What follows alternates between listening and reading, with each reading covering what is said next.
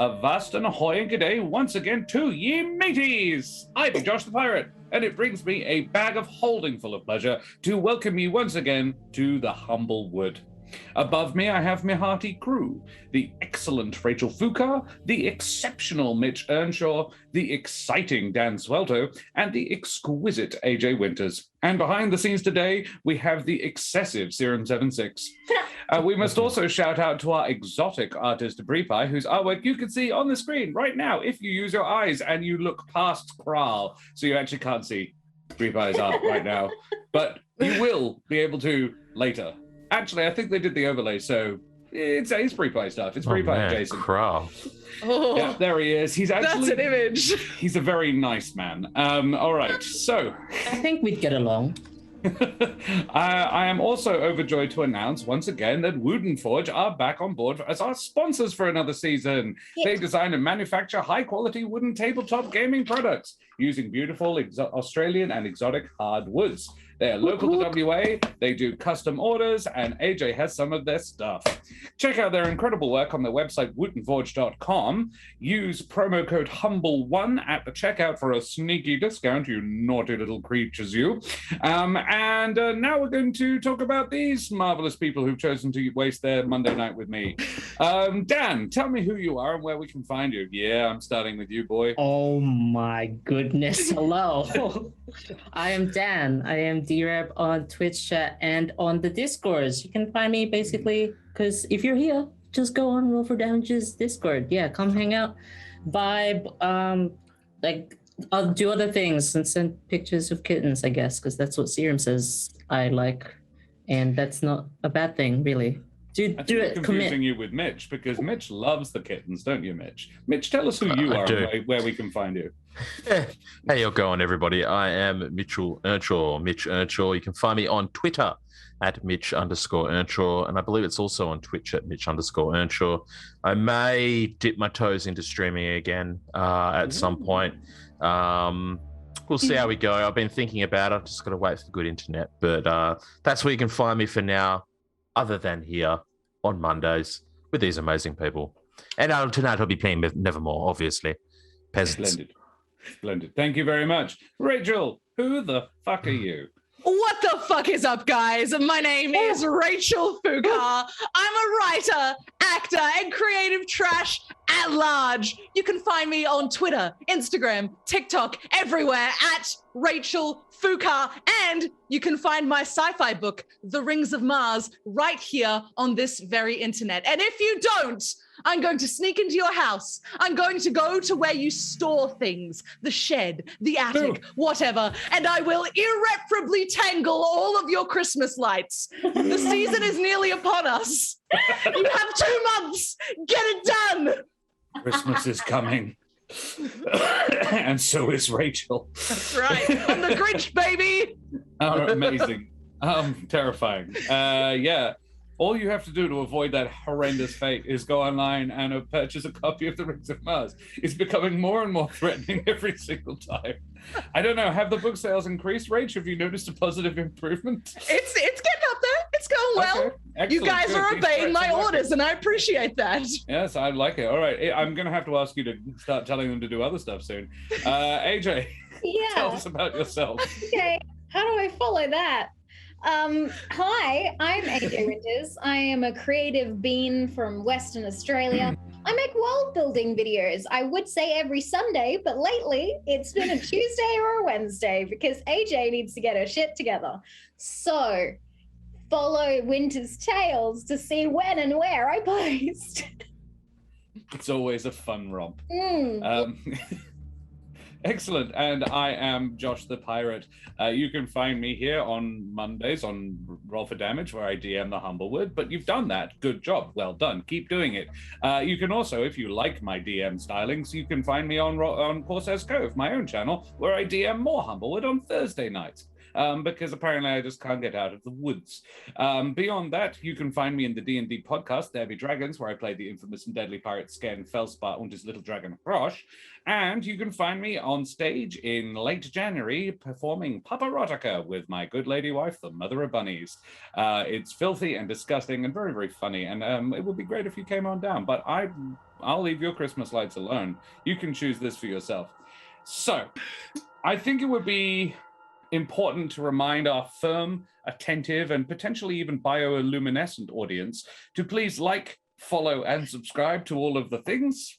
AJ's channel, Rachel's book, Roll for Damage. We also have all the socials. You can catch up all the episodes you've missed on YouTube. It's also worthy to note the Spellfire bar down the bottom of the screen underneath Kral's lovely face. And any donations, bits, and subs all go to fill up that. And when it gets full, we roll on the deck of Many's harrowing deck, if it happens here. And we love it when that happens, don't we, guys? It's been fine. All right. Well, I think it would be jolly for someone to stop and talk off into the void for a few minutes. Who wants to do it? I don't feel like into it. the void. Oh, good. Also into the void. Okay. Yeah. Void time. Here we go. Why do you sound drunk? Maybe because Sounds like he he's gonna is. start a rap. We started Void. off. Here we go. Mumble rapping. Yeah. Told you that Dan Suelto had a SoundCloud. At the place, Trish decided to loiter, just not to breathe the same air as Nevermore, because he was a dick. Followed quickly by the Littlefoots to check if she was okay, to talk about their respective families, but most importantly, Trish experienced the aptly named yet thankfully wholesome and not mouth-watering Jardine sandwich. Speaking of, in the meantime, Nevermore and I finished our meals, as honestly, I was just simply there along for the ride of Nevermore's attempt at effective self-reflection. Somewhere along the way, got reassured that the tenant in Nevermore's brain will not ruin any halvesite mining just by existing. So nice. When we got back to the group, Nevermore did apologize to Trish immediately, but only got the ballpark on the reason Trish was upset with him. And we just swiftly move on to the platinum mine and let him figure out that puzzle by himself. So, and while we're walking, Nevermore attempts to future-proof his lack of manual labor by dropping the pickaxe along the road. But Jude is kind enough to, have his friends back, her friends back, whatever, depends on the day. But picking up the pickaxe, since he's such a klutz, that's okay though. Jude's got his back. Trip mostly uneventful. Key moments included Trish finding and sustainably harvesting a highly valued Scroungecraft plant for the Hathersil bush. I sustained myself upon a midnight snack. Nevermore and Irlath talked about other potential ways, so Helvig can sustain himself in the prime material plan when he comes back. And Jude tries to sustain her composure as she meets Gaspard in all of their glory, both feminine and masculine forms, giving her a holy muffin to answer any question the god is knowledgeable on in the future, because apparently they just talk about, to be honest, Gaspard was pretty chill. I wish I was there. We found a snare trap, unsure if bandits or honest living hunters were the ones who placed it there. So we tripped it to conclude, because what else? And then the fact that there was a deadfall trap that triggered when we tried to, get near it, waited for approximately humble folk with probably bandits, or at least, something to that degree. We did find somebody who came, a hedge, but preconceived notions centered on attire, demeanor, and the fact that this bandit/hunter folk in question elected to ignore us, we decided to just follow them for more conclusive evidence. And lo and behold, the hunter/bandit led us to the platinum mine, so fortified by trees cleared from the vicinity, which, while initially suspiciously absent, was revealed to definitely not be. And a homely map hatch appears, who you saw before on the screen at the start. And by homely, I mean rabid. Yeah. And when he mentions the visiting defenders, like all edgelord like, I think I'm missing something. That's it. Yeah, that is what happened. Very accurate. Well done. Yeah. All right. Well, mateys, may your deities turn out to be attractive, and all your campsites have fresh supplies of delicious corpses as we head tremulously at first, and then with mounting heat and passion into the Humblewood. So, about 20 faces stare down at you from behind the stockade, Jude and Trish. All humble folk. All are armed with bows and crossbows, and all are pointed at you. In the center, above the gate, a mapatch with a scarred face is looking down at you. Well, if it isn't the saviors of Olderheart, I wonder what brings these mighty heroes out here to our little patch of nowhere. What do you do? Trish, Yes. is that who I think it is? Yes, it is. What do we do? We're gonna stick to the plan. Do we back away slowly or do we approach? We can talk from here. It's all good. It's cool. It's cool. It's cool. Stick to the plan. Hi. Listen, we didn't come here to fight. We didn't even know you were here. We're just after some rocks. That's it. Make a persuasion check, please. Rach. Alrighty. Oh, God.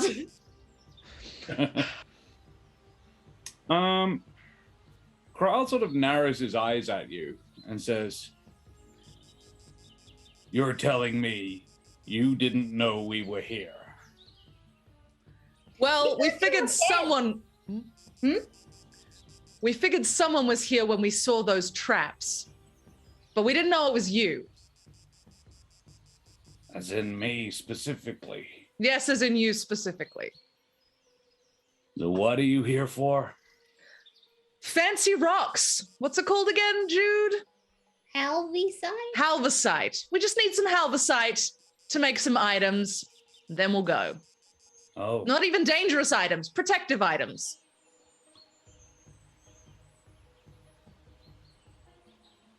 And where are your two friends? Behind us? Yeah, we won't lie. They're around. Okay, well, this puts us in an interesting impasse. Suppose it does. Why? Well, our last meeting... Hardway Jones. with the Hardway raid. Jones. Wow. Thank you so much for the raid, Mr. Jones. Long time Down no on see, your marrow bud. bones Yeah. and pray. How's life? Yeah, thanks so much for coming, guys. Welcome to the Humblewood. We are, welcome. just beginning. So you have just caught us at the very beginning of the stream. Welcome, welcome. We are just meeting an old adversary and trying to be nice to them, apparently, which is interesting. This is not the tack I was expecting. What I'm else glad. do you do when a bunch of people are looking at you from a tower with crossbows Uh-huh. and you're just standing there in a field? Yeah. So I have my. I think it was obvious from last time, but I'm ready. You were ready. You can. It's probably long range, but yeah, you can definitely, if you wanted to. Safe to say 60 that. feet, right? Sorry. If long range would be 60 to 300 for you. Well, hang on. What weapon you got? I have a longbow. Oh, so it'd be 150. 120, 600. Oh, is it 150, It's 600? It's cool. 150, 600. Nice. It How would be- so how far actually, away he are could do- we? They're about 150 feet. So actually, it would Okay. be for Benneck. It would be not long range. Just to clarify, Nevermore would have seen and heard that was Kral. Yeah, definitely would have seen and heard that. Hmm. Kral goes. Guys, come out! It's crowd. Oh, yeah, okay. I mean, I'll walk out still like. I would like to. The I'll walk moment I out. hear Fuck it. Kral's voice, Hmm. I say in my head to Irilath, "Is this going to be a problem, Irilath? She goes. Why would Anything it to be? do with the whole? Well, I mean, you came from the weapon that Kral was possessing. Is there some sort of issue I should know about, or everything all good? No, it won't do any more damage than it already has, unless he uses it on you again. Yes, let's avoid that. You can have 2 in your brain. Okay. And that's only physically. Like the knife only had 1 demon in it. Oh, Or dang. one angel. Sorry, yeah. No. I'll step Angel. forward and make my way forward as well to stand beside Trish and Jude. Also, who the fuck is this? We'll tell you later. We got history. Right. Yes. Well, I'll still just aim it, like, out of respect. No, probably Miss- not. I mean, we're all just standing here and they can kill us. Miss Caper, guys, bows down. There's no need for that. Miss Caper, would you mind? Sure. I step forward cautiously. No. I said looks at Ben. He looks at you. Yeah. Oh, I see. Gestures at Benneck. It's like, no one wants this. Nobody wants this. Benneck, it's cool. I think we can get away with just negotiating. Just put it down, man. All right. Well, I'm ready. Noted. Okay. Okay, so no, you go first. Well, suppose I let you in. Suppose you do. Then what? We just take about 1 kilo of halversite and we leave. I haven't We'll have seen you to- do anything terribly heinous, so I don't need to tell anyone you're here. I mean, you'll have to mine it yourself. We're Fine. we're not excavating. That's okay. I wave the pitchfork. Yeah, cool. Axe. Pickaxe. Sorry, yes. Pitchforks are for farming, but yeah. Close. Anyway. Or as a mob. Or as a mob.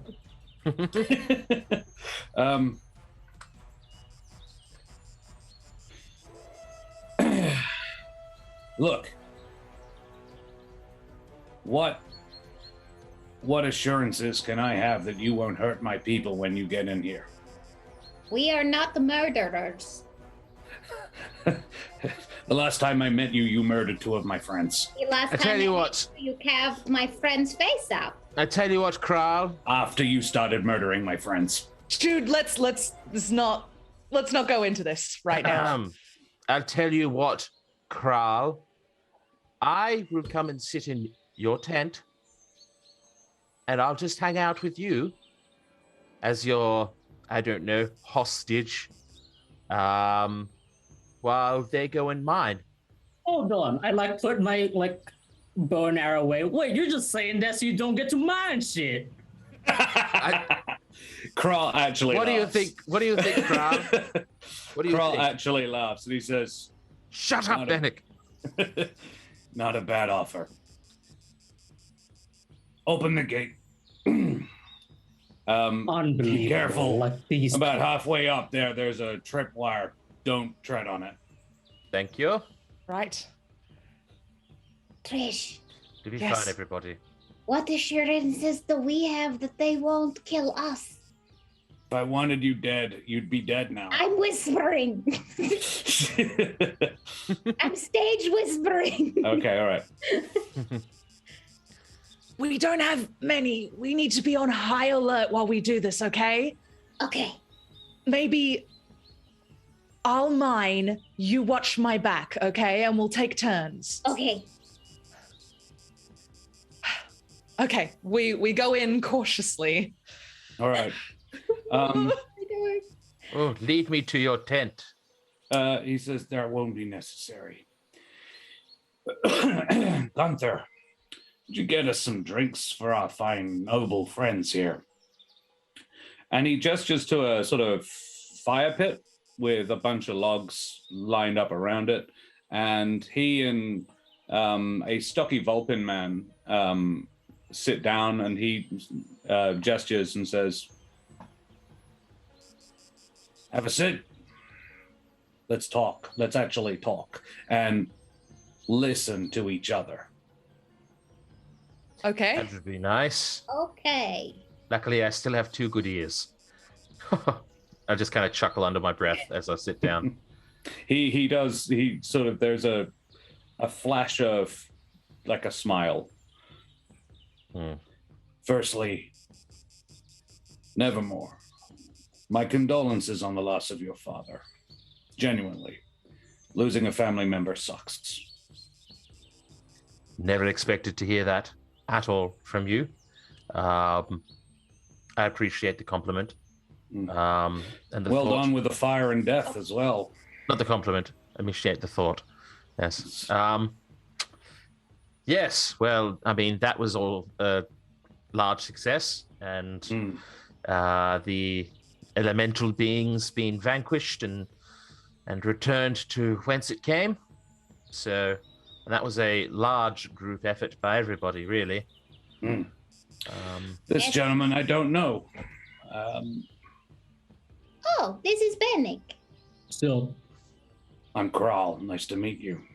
roll. That's Well, easy to remember. Let's see if it is. But a privilege anyway. You, it would owes you a great debt. Not really, but sure. Look, Oh, Kral, the things I hear. You did a great job. so is that why you're being so kind to us? Because of this, you know, Look. what we did, or what's going on? I think we should be clear with each other because there's some bad blood. No. But I mean, you can smell lose the bad blood. You can lose the sarcasm. You think I'm in the wrong. I disagree. I But don't think you're in the wrong.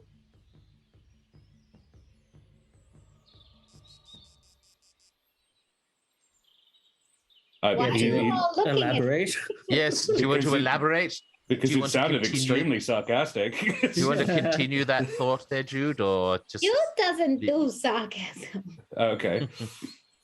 I don't think you're in the wrong. You believed in something. You believed that Alderheart would not accept the bandits and you needed to go to war. And we believed that the war between the bandits and Alderheart was pointless when we were all going to die in fire and death, you know? So you do understand that. Good. Yeah.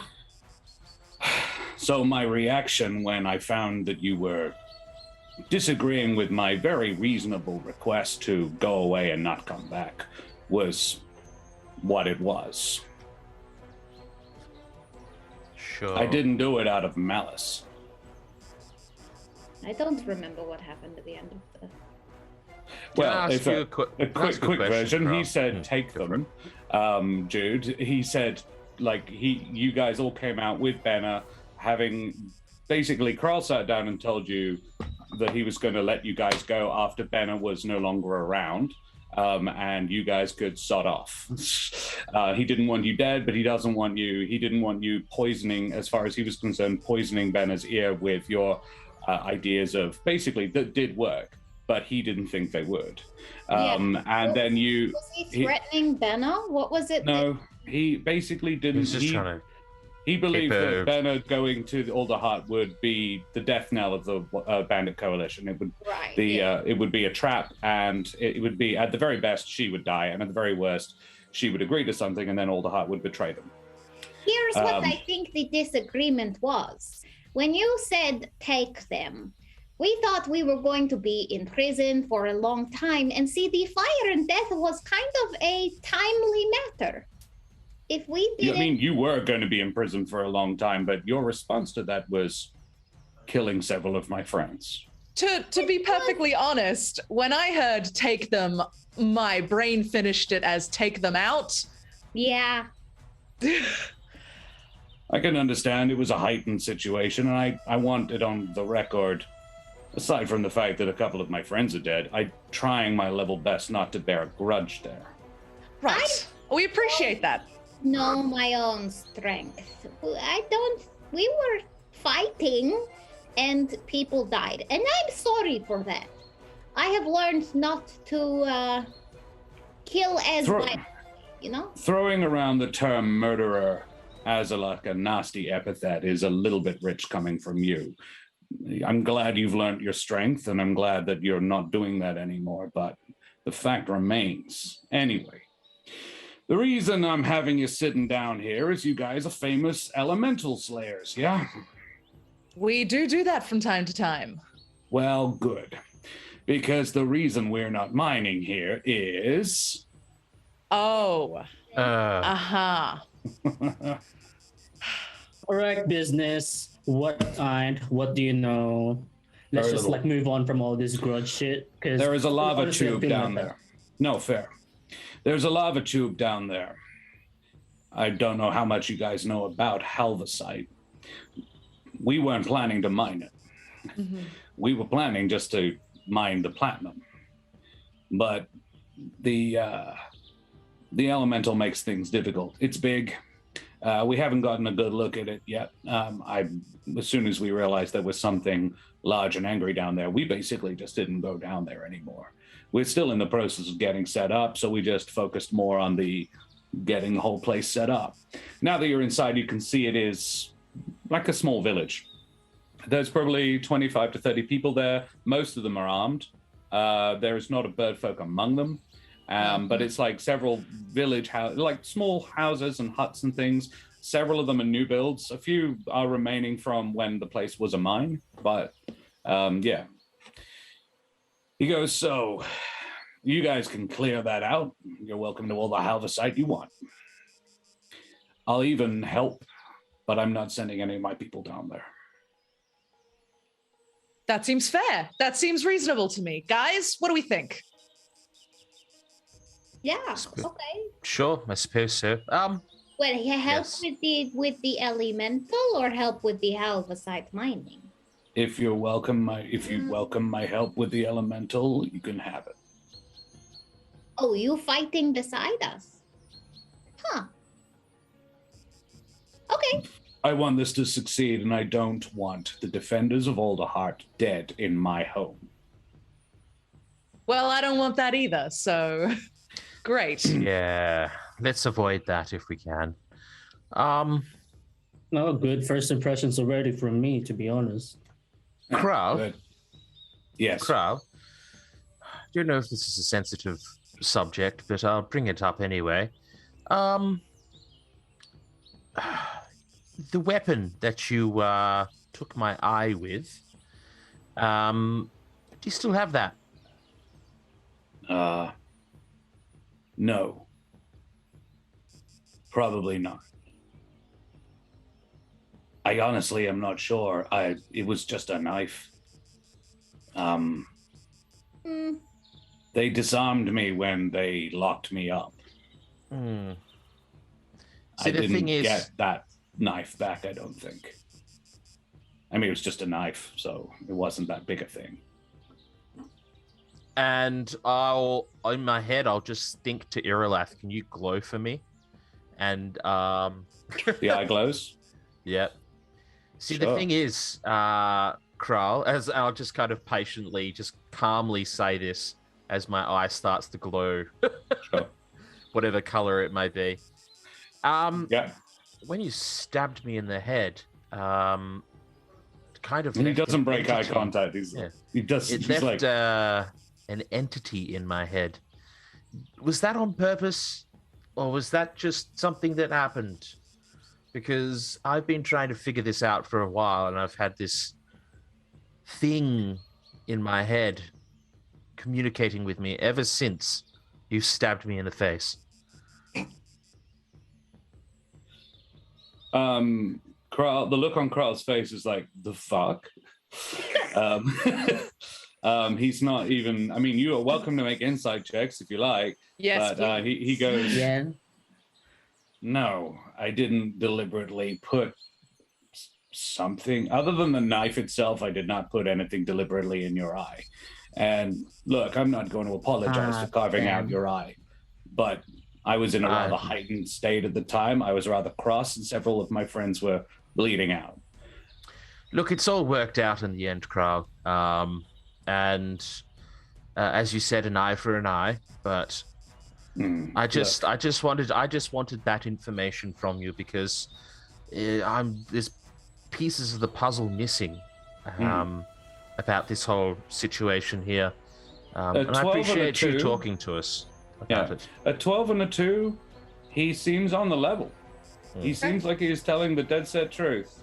I like What's this guy. interesting is, what's interesting is that, It's honest. yeah. Jude is Get the welcome job to done. roll an insight as well. No. Jude's just trying to make peace with how she feels. Yeah. Yeah, he's like, out of curiosity, how many of the traps did you set off on the way in? 2. Did you set them off? Yeah. Well, I got hit by a massive fucking log. We No. avoided the first one, and then the log one we set off. Yeah. Yeah, 1. We set off 1. Yeah, right.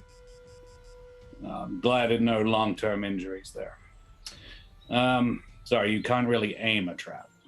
We didn't know who'd be coming after us, but I figured Alderheart would send someone eventually. So when I heard it was you guys, I thought, yeah, that sounds about right. Well, no, not after you, just after some rocks. Okay. Cool. Well, They probably will come for the mine eventually. And I'm not saying that that's what we're here for at all, because we're not. But Good. it's just a fact that you are sitting on a platinum mine here. So it was I don't abandoned when know. we found it. Well, I mean, of course, but you know what they're like. It's Yeah, I mine, do. mine kind of thing. Kroll Just can keep that- do his own strategizing. Let's Well, I just know- I go know, kill I'm this just- thing. Okay, right, fine. No, a valid point, and I appreciate it. Yeah. Well, you say you got hit by the log. Are you okay? Do you need any patching up? We have a Oh, healer just a if you small need. little hit. Well, I mean, just a small healing spell would be wonderful. I'm still a little bit sore in my back. I don't know if it's going to sure. go away with healing. Portia. My And mining shoulder. A Jabine woman comes over.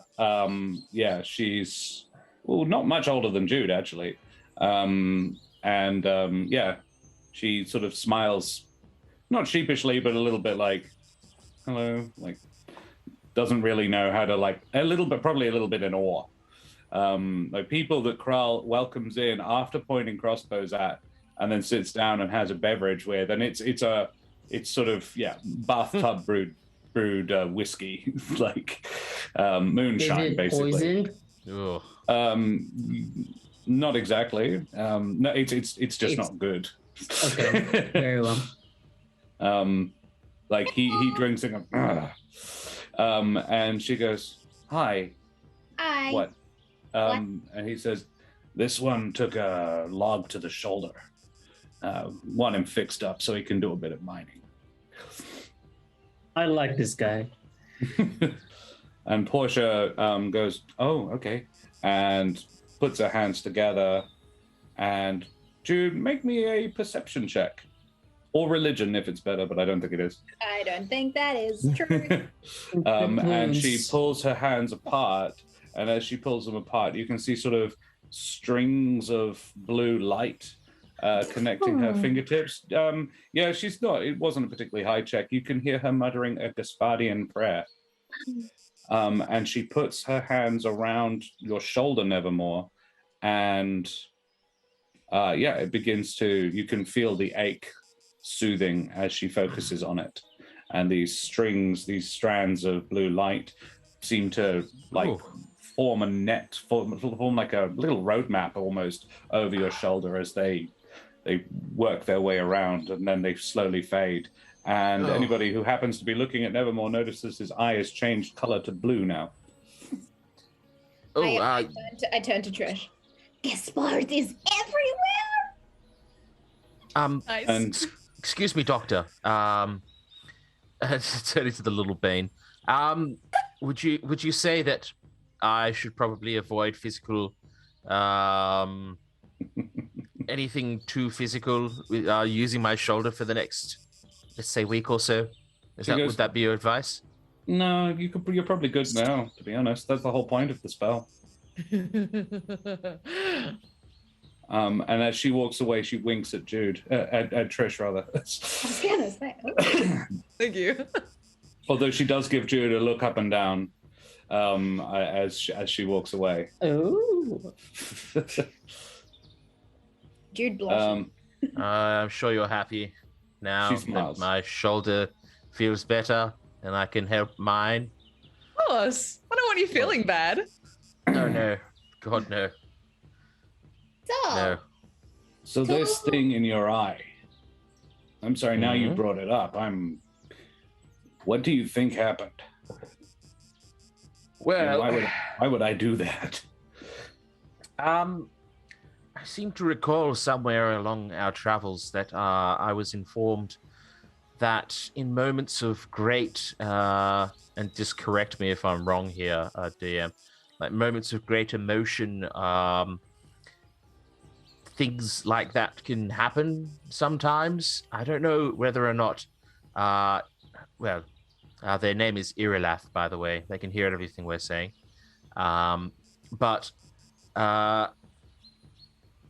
Yeah, I think I understand how that works. Is that right, Irilath? I'll say it out loud. Did you Like was why? Irilath trapped in the weapon and then deposited in my face? Or I think that's was it basically that's definitely what you've been told. Yeah. Yeah. I think that's the general impression you have gotten. that's Okay, what I yeah. remember. Whether or not it's accurate, but it's certainly what you believe. I thought it was a cursed weapon and she got put in your head because of it. Well, that's what I was hoping to find out from Kral, but he doesn't have the weapon anymore, so I mean, unfortunately. I can ask around, but you might find it at the crest. Oh, we're not going all the way back there. That would be where it would be if it's anywhere, but I don't believe I still have it.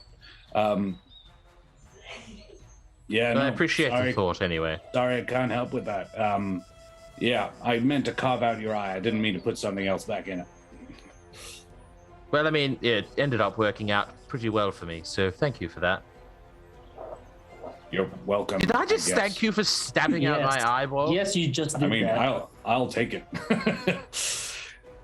Do you need any time, or are you all good now? Shall we? I'm ready. I mean, it's not like it's going to get any lighter down there in the mine, so you can probably go whenever, yes? So, the way how the site forms, and I don't know if any of you know this, is basically it's when extreme heat from basically it's not only forms naturally, it's not something you can really make, but when you subject it to basically lava, you subject. Do you know what a geode is? No. Yes, I do. Rock. It's a rock with crystals on the inside. It's formed under extreme pressure. Well, when you subject one of them, when you mix one of them with platinum under extreme heat, you get halvesite. Oh. Oh. And so to get halvesite, you need an active lava flow. There is one here down at the bottom of the mine. They dug deep enough, they found a lava tube. Lava. Basically just a river underground full of lava. Do you know what lava is, Jude? Yes. Good. Oh, good. Jude has definitely seen lava before. Yes. Yeah, just making sure. Yeah. He said, well, this is basically, that's where it is. And Look, if so we could, heads up, we're going into a place where lava. Uh-huh. that's not the first time that we've been in an environment surrounded by flames and fire. Yeah, So, fire and death. It's like our thing. yes. Yeah, so I hear. All right, well, good. Realize that the music is far too apocalyptic for. I don't know what you mean. Negotiations pleasant- with Crawl is very apocalyptic. Pleasant conversation between friends. There we go. That's a little If bit we better. start heading towards the mines, I just want to pull Trish, like, for a little chat. Yeah, okay. Girl talk in. He says, well, I'll just go get my weapons and we'll go. I might armor up. Okay. Sounds good.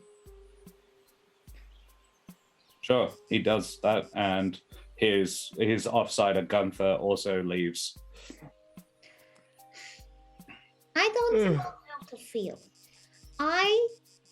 We apologized for all the murder, and then he didn't apologize for carving into Nevermore's face. Well, he's not sorry he did it. I know, but like, don't you to not have problems with the people you're working with? Don't you like mend things? It's better if you do, but not everyone is as civil as you are. Yeah, He doesn't need to apologize. He's got something over us. I don't know. It felt like when Papa used to speak to me, like, bad. Yeah.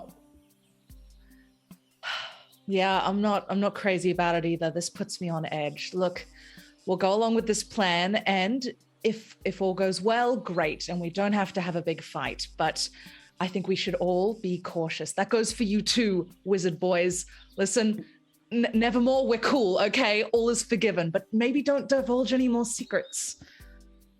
I don't trust him. Sorry, what secrets did I give away? There's something living in your head. He didn't need to know that. Look. Yes, he did. He might have known where the weapon was that put Irelath in there. I needed that information. I mean, fair. Look, I don't trust him, okay? This makes me very nervous. I just don't want any of us getting hurt. Let's face it, our last interaction with Kral was bloody and violent. Yes. That makes sense now. Yes. I was just like, he seemed like kind of nice. No. Weirdly so. No. He's polite. And he's, nice. I guess he's a man of his own moral compass. Polite people apologize for carving your face out. It's whatever. Honestly, I didn't expect an apology. So I haven't lost anything.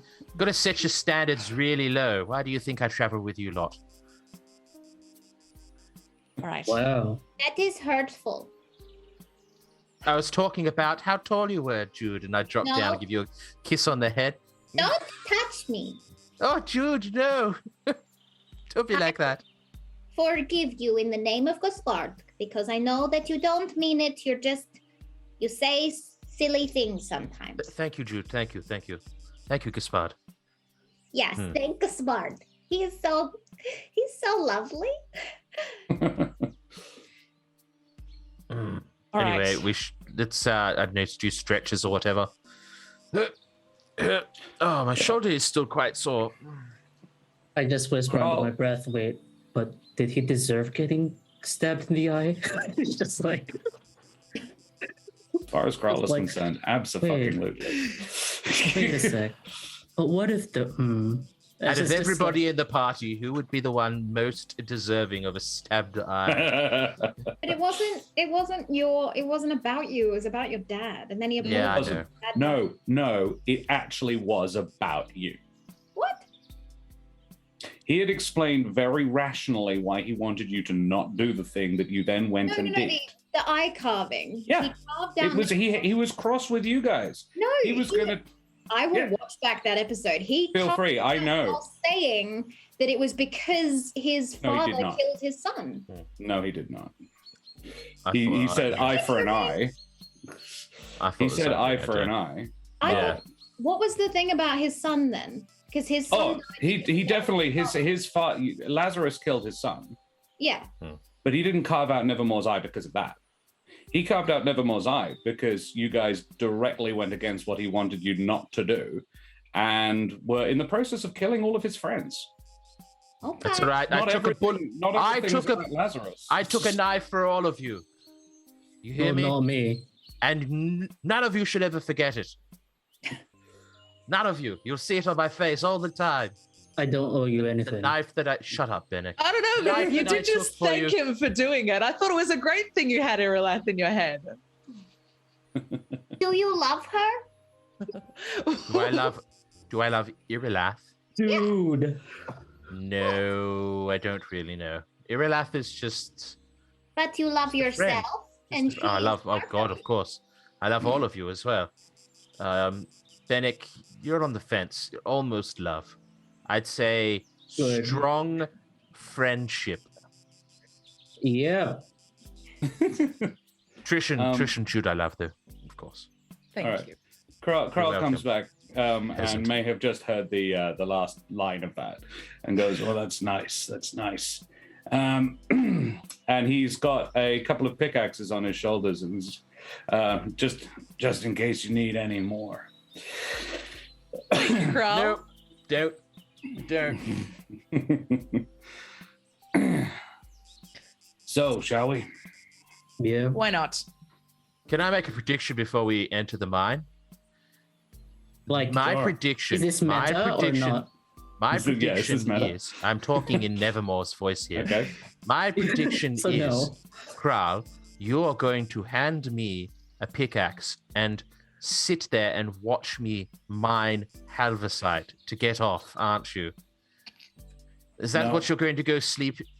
When we get back to your tent later, when you get back to your tent later on, you're going to tuck yourself in to your blankets and your sheets and be like, "Oh, I made Nevermore mine," and he sweated. I mean, Ugh. I might now. It wasn't my intention originally, but that does bullshit. sound fun. Bullshit. All right. Look, we'll have your back if you have ours. Mhm. That's always how it's been with us. And that's always how it's been when new people enter the party. So, I mean, this is me very much putting myself at your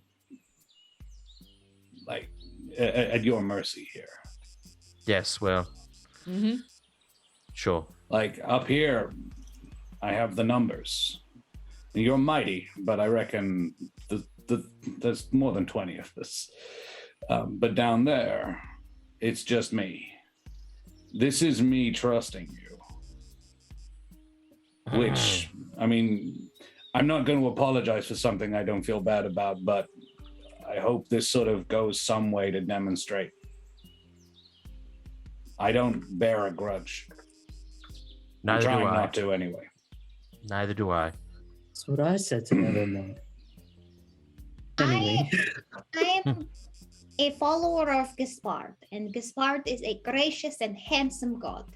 And I think he would want us to welcome you and to move on. All right, I appreciate it. Speaking of moving on, let's go. Let's Yeah. indeed. I try and take Kroll like kind of away from the party because there seems to be some like weird I smell the tension. in the air. Yeah.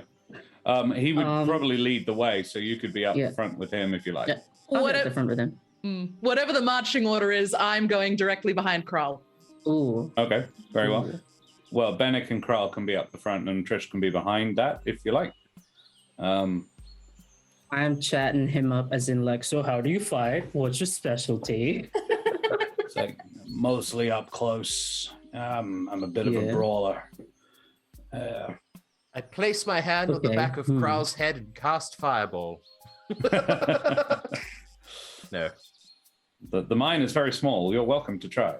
Yeah, I keep talking about like battle related stuff, mainly low key trying to just like know thy enemy. Sure. The rest of them have seen him fight. He's a tank. He looks like a tanky kind of guy. Like he would like he soldiers through the fire. So the inside of the mine shaft is hot and dry, which, given that you're this high up in the mountains, you'd have thought it would be a little bit cooler inside. But actually, it's quite warm. The walls are lined in veins of silvery metal, but probably like it's been this upper end of the mine has been mined out, so there's not lots and lots of it. The path diverges a few times as you head down, like separate veins that have been mined out. but you always choose the downward trending path. Roll me a perception check, everybody. Just normally. Yeah. 16, Nevermore. I'm still You going knocked to the Benneck. roll. Yeah. So many Still- veins in this shaft. That's It's a pretty veiny shaft. All right. If you want it to be Nevermore. dry, you need it to be well lubricated. After about 10 minutes, Nevermore, you can hear a deep rumble. It's almost like you feel it rather than hear it. You can feel it in your claws. You can make out this deep rumble, in the ground beneath you. And at first it was constant, and you then slowly became aware of it.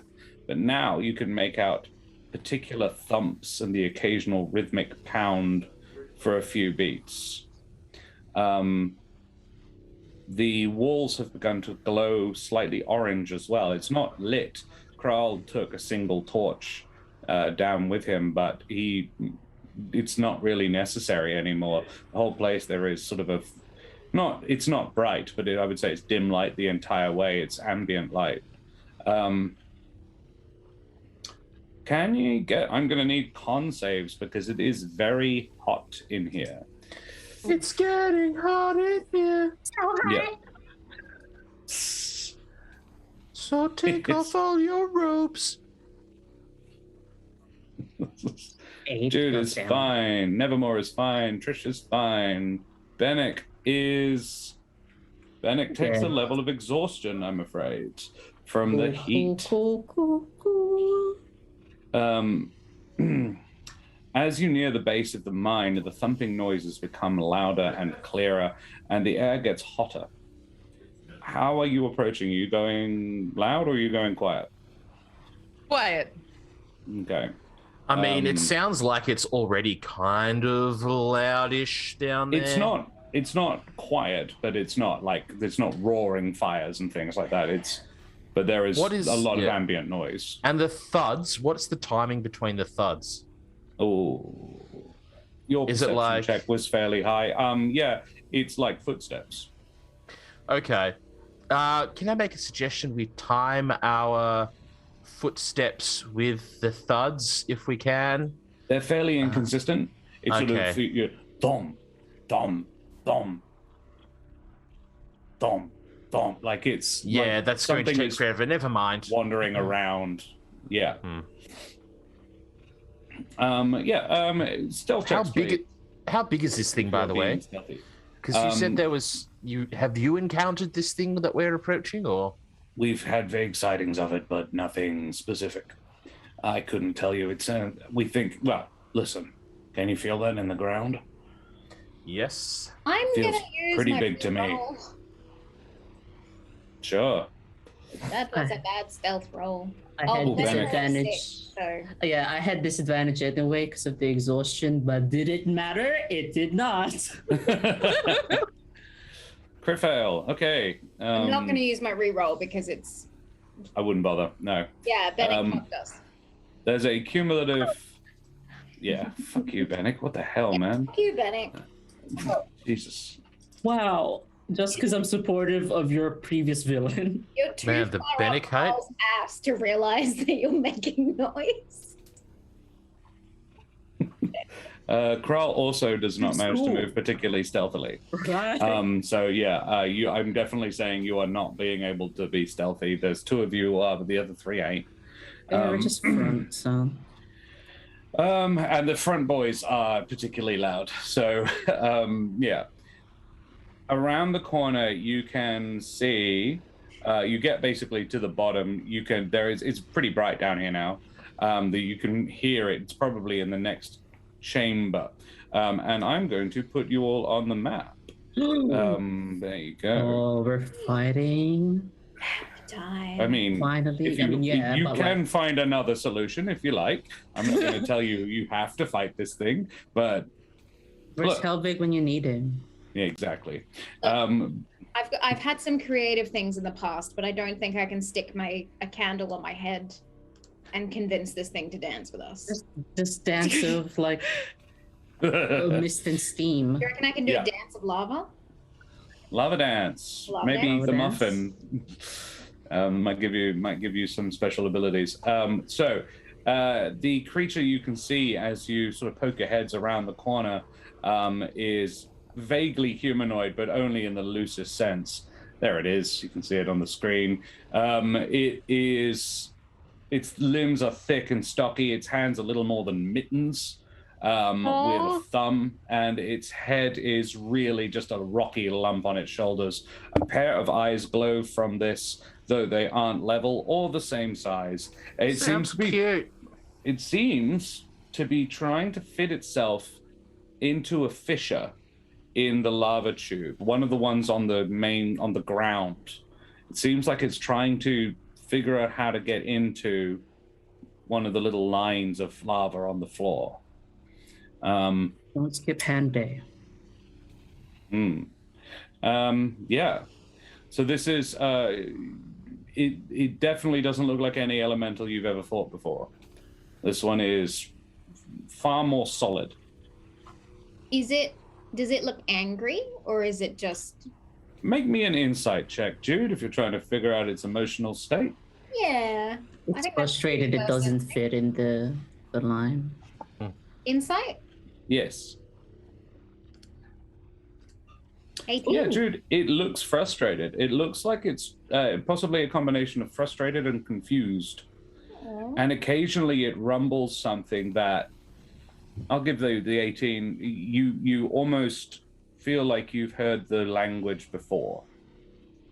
Like, Furus Ra. But that's not what it says, but it says something like that, and it's like mumbling something to itself as it tries to, it looks like it's trying to get its foot into this fissure. And it just eventually stops and looks cross and stomps away, and you hear the thump, thump, thump. And it turns its back, and it is, just looking around for a different thing to try. I try and stop everyone. Yeah. Guys, Yeah. I think he's just a sad munchkin and he wants to go back into the lava. I don't think elementals think like that. Look at him. He wants to go into the fissure. He's just a sad boy. Kral says, well, if it wants to go back into the lava, there are ponds. Why isn't it going into that? Maybe he lost a friend? Doesn't explain why it's trying to get into the fissures rather than the ponds, though. So what's the go? You guys are good at this. I think we just need to kill this thing. I think we need to open up the fissure for him. To what end? Why would it want to get in the fire? Yeah, opening up a fissure in a cave could be pretty dangerous for us. Surely, I mean, if this thing wanted to open up the fissure, it could probably do it. It looks huge and strong, right? Then why is it so sad? Irilath, I'm thinking to Irilath, do elementals think that way? She and Josh are both curious about what you mean by that. It's in like, do elementals, sad? get sad or feel emotions in that way, or are they just like an elemental? You know what I mean? Like this unthinking, neutral creature. She says, it's saying that's the wrong voice. It's saying, where's the door? Wait, it is saying, where's the door? Yes. Okay, so a door to another plane, I presume. Fire. It could be trying to return home, but there is no door here. You would sense a door, wouldn't you? You would sense a door. Any of you would sense a door. This would be... can you make me... In fact, no. Hardway Jones, can you make me an insight check in chat, please? Exclamation mark, roll space 20. This is for Irilath's insight. Irilath is going to try and figure something out. Because, Like that. Shiner House one. Yeah, like that. But Hard way. Ooh, 18. Even better. Nice. We will take that. Yeah. Irileth goes, oh, you know what it probably is. The halversite. It's magically resonant. It's stone, and it's magically resonant. You combine that with the lava, it probably thinks there's a portal here, a node. And it could use a node to get back, but there is no node here. Is there a way of creating a node? You don't want to do that. I didn't think so. So really, we're just going to have to kill this thing, aren't we? Well, unless you can lead it to a different node, but I think the only one we know about is the Conjuration Circle you guys deliberately sealed. We don't really want this thing rampaging across the countryside, do we? No. We've already no, had we don't. enough flames. Okay. Thank you, Irlath. Yeah. Sorry to interject with all of this, Are you everybody. whispering this? Yes, I am. I'm whispering this to the rest of them. I'm sorry to interject this with everybody, but yes, what's happening right now is it's looking for a way home, and it thinks there's a way home here because of the halversite, potentially, but there isn't one, and so it's here trying to find a way, but there is no way. Oh. So the only way that I can think of sending it home is to kill it, because then it would leave this plane and head back to the plane of its origin. Now I feel bad. So we have to kill it, basically. But he's just trying to go home. And we're going to help it go home, Jude. With murder, yeah. Well, that's what we're good at, isn't it? No. Yes. Kral looks and goes, Kral looks at you and says, it's been here for ages. Ugh. It's what cleared this mine out. The mine was abandoned because this thing came here. So it's been trying to leave this plane for ages. 6 months or so. That's horrible. Cool, so we're just gonna kill it. Great. The mine was abandoned because of this thing? Yeah. Huh. Oh, That's interesting. someone tell you otherwise. Yes, they did. Let me guess. Mhm, You were mhm. told it was the bandits raiding. Yes, I was. Who told You're- you that then? Just some wizard school guys. Your reputation is interesting. not sparkling, I'm afraid. Insight check. Are we being deceived? Double deceived? I mean, you can make an inside check. Go for your life. Why Anybody did who I wants do to. that? I have disadvantage 10. Thought he was your friend, Benneck. Now that he's ragging out your wizard friends for lying, you're suddenly doubting him? But we do lie. He does sound like he's telling the truth. He's like, well,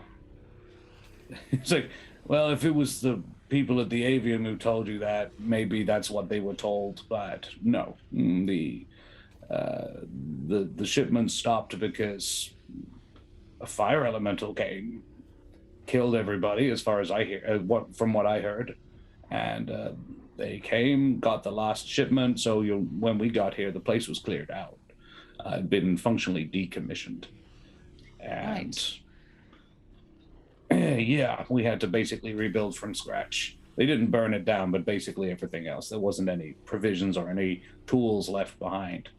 Pretty thorough job of stopping the place, because they were just like, well, not going down there. Right. Wonderful history lesson, everybody. Thank you for sharing that. But potentially, we should deal with this elemental, correct? Let's. And at that, you guys all turn to look, and it's looking right at you. Oh, I go, we blow it a kiss. Maybe it's fine. hello. I step forward. Oh. Okay, yeah, you do that. Oh, this is how you die. Jude, make a persuasion check.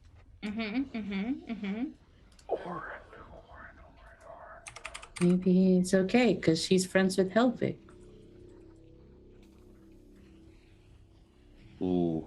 11? Yeah, Jude. Its response is less than perfect. Ooh, Less than ideal for you. ooh, can I pull up my ocarina, I'm unconscious. play the tune of the Furious Ra? Make a performance check. I mean, good idea. I would not recommend it. I'm using my reroll. Oh, throw lava? 10. No. Oh dear. Oh, Jude, goodness. No. it does not like your attempt to communicate. It throws it reaches into the pool of lava it's standing next to and hauls out this large gob of it and hikes it at you. And I believe your AC is 15. So it hits you. Yep. And you take 11 bludgeoning and 7 fire damage. And it 18. roars. Yes, 18 damage. And it roars. Oh no, I'm sorry.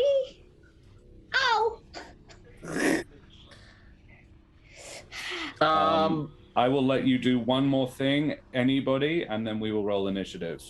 Because you've got it backed into a corner. Jude, I'll tell you for free, it looks like from your insight from before, this is a defensive move. It doesn't like that. It's frustrated and angry, and it's trapped down here, and it sees you, and it doesn't know what you're doing. Any one thing? I'll just like to move forward, please. Sure.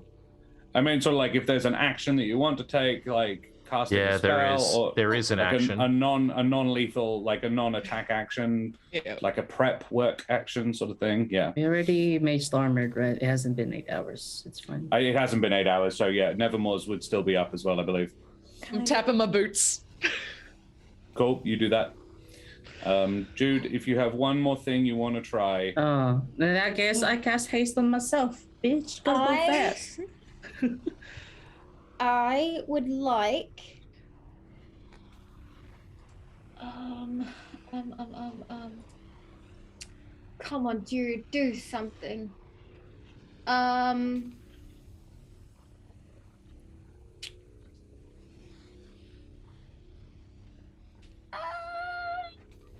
I cast fireball. No. Great idea. Love it. Solid plan. I cast it as an ice spell. Very well. When we roll initiative, that will happen. It's literally like the moment that it picked up a glob of lava and tossed it at Jude, I would have been like, violence is the option. No. You're fired. No. You're too much in the afterglow, Gaspar. I'm gonna try and communicate again. Uh-huh.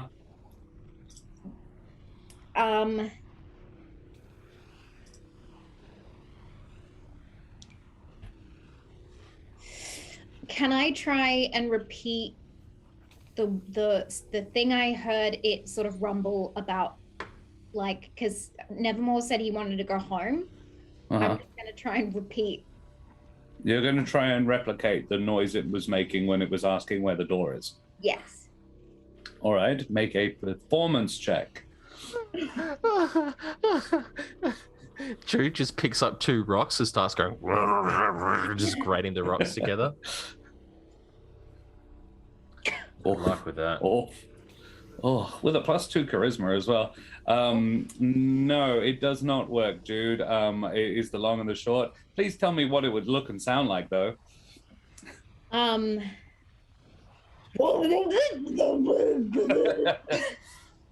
Its brows furrow, and then it roars at the ceiling because it thinks you're mocking it.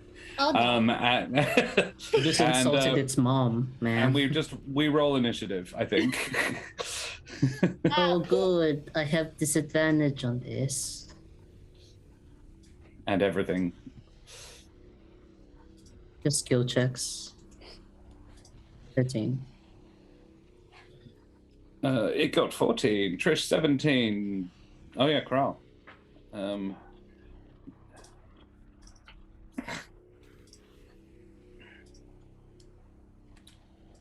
right, what do we got? Oh, all right. He's in there as Mapatch Brute, but yeah, he's. I promise. Descend. Okay. Jude and Trish go first, and I think it's Trish goes first. I don't know why Jude's on top, because Trish has the higher dex. So Trish, you go first.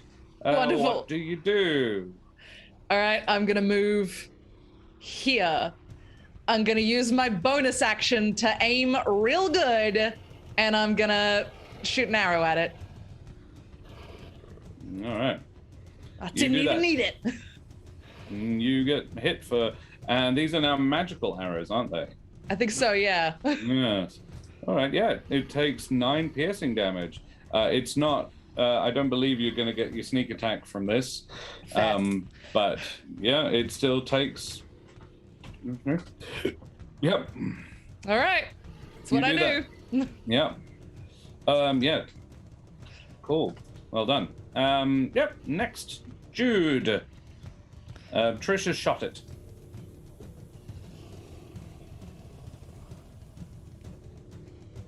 You could be a healer this turn, this battle, if you don't want to hurt it. Okay.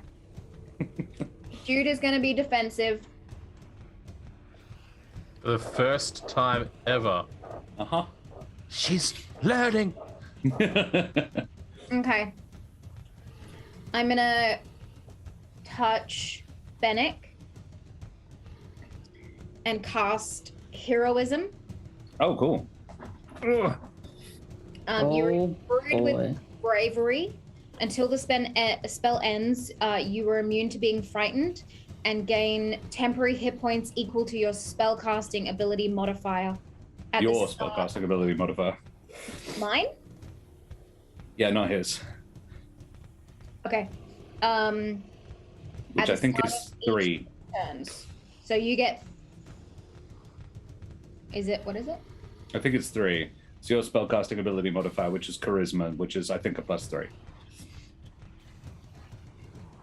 That's not the attack bonus, is it? No, it's just his spellcasting No, just ability. your actual charisma number. That's what your charisma modifier is. Yeah, cool. So you get 3 temporary hit points at the start of each of your turn.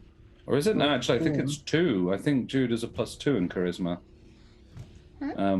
2, right? I think Because so. your performance was 2, so. Yeah, it's a +2 for performance, so it'd be a +2.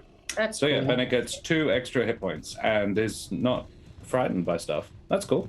Yeah. Awesome. All right. I just Then give it's a the thumbs lava up. elemental who does not appreciate Trish shooting it. So it's gonna lumber towards you, Trish, Oof. and it is going to, it's gonna throw lava at you again. Yikes. Well, it's gonna throw lava at you this time. This is a homebrewed monster. Would you a say straight that? up- Would you say that he's a lava, not a fighter? Yeah, definitely. He's a fighter, not a lava, actually. He is dirty 20 to hit. Oh, Oh. God. Or not too bad. Only 13, 8 bludgeoning, and 5 fire. Well, I don't love it. Ouch. You're welcome. And yeah, it's now Benneck's turn. Do my lightsaber dagger You do? Into- What color is it? into the necrotic version. Or Ooh. death. Necrotic or death. And I run because I'm hasted. Yeah. Around this Nyum. way. And I do stab as I'm like running. Sure. Where are you? Very well. I'm back here now, yeah. Yep, cool. Benneck. Stab. Yeah, make a couple of stab attacks. 16 on the first. And- 16 does hit. Ah, 13 does not, I'm afraid. damn. Okay. 9. For 9 necrotic damage. Eyes on here, rock face. Yeah, all right. Benneck, you are right next to it. Please, you are going to be taking some damage because it's very hot. That's okay. So, can I get Shanahos? Could you roll me 1d10 in chat, please? Sorry. And do you end your turn there? Yes. All right, you do that. 6, you take 6 points of fire damage from attacking it. It's sort of a spurt of lava jets out onto the hand that you stuck it with, and yeah, you get a bit burnt. Very well. I have a hazmat suit on, so it's okay. I still have 9. Cool. Alrighty. Next is Nevermore. That fireball. That circle right there is where I'm dropping it. Yep. So I'm Uh-huh. not hitting any of my companions as I drop a frosty fireball. Frosty fireball. Ooh. Make a dexterity saving throw of 13 is what is required. very well. Let's see. It's not that's awful big at damage. that. That's big damage for a fireball. Oh, it is. Ooh, What did 13 it need? is- Damn. Got it. 13. Yeah. So half of 37 is 18. 17. 18 Rounds rounded down. up. It's 18. It's 18. 36. Oh, I do apologize. Yes, 18. Very well. 18 And then cold damage. Cold damage, yeah. Yes. 18. And then I'm going to just take a step. No, I'll stay right there. Very well. I must do my due diligence. I'll stay right there. That's my turn. Very well. Kral looks like questioningly at Jude, like, okay, cool. And then runs up to it. And again, I'm going to have to ask somebody in chat. Serum, can you roll me a d6 in chat, please? A d10, rather. Kral is going to make 3 attacks. He is going to make 2 rapier attacks, a 9 and a 25 will hit, and a parrying dagger attack, which will miss, unfortunately. But that rapier attack will do good for 5 piercing damage.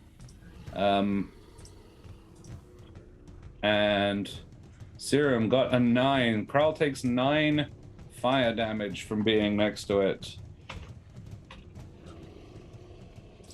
And it takes a whole 5 damage from him attacking it with a non-magical blade. Okay, right. Very good. Next, we go back to the top of the order. Jude. Trish, rather, sorry. All right. I'm gonna run up next to Kral.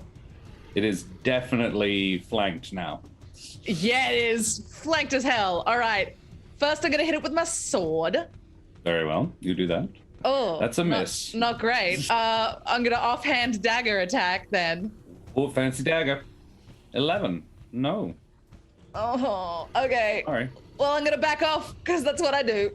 Yeah, you Not do very that. impressive. Damn. Yeah. Jude, it's your turn.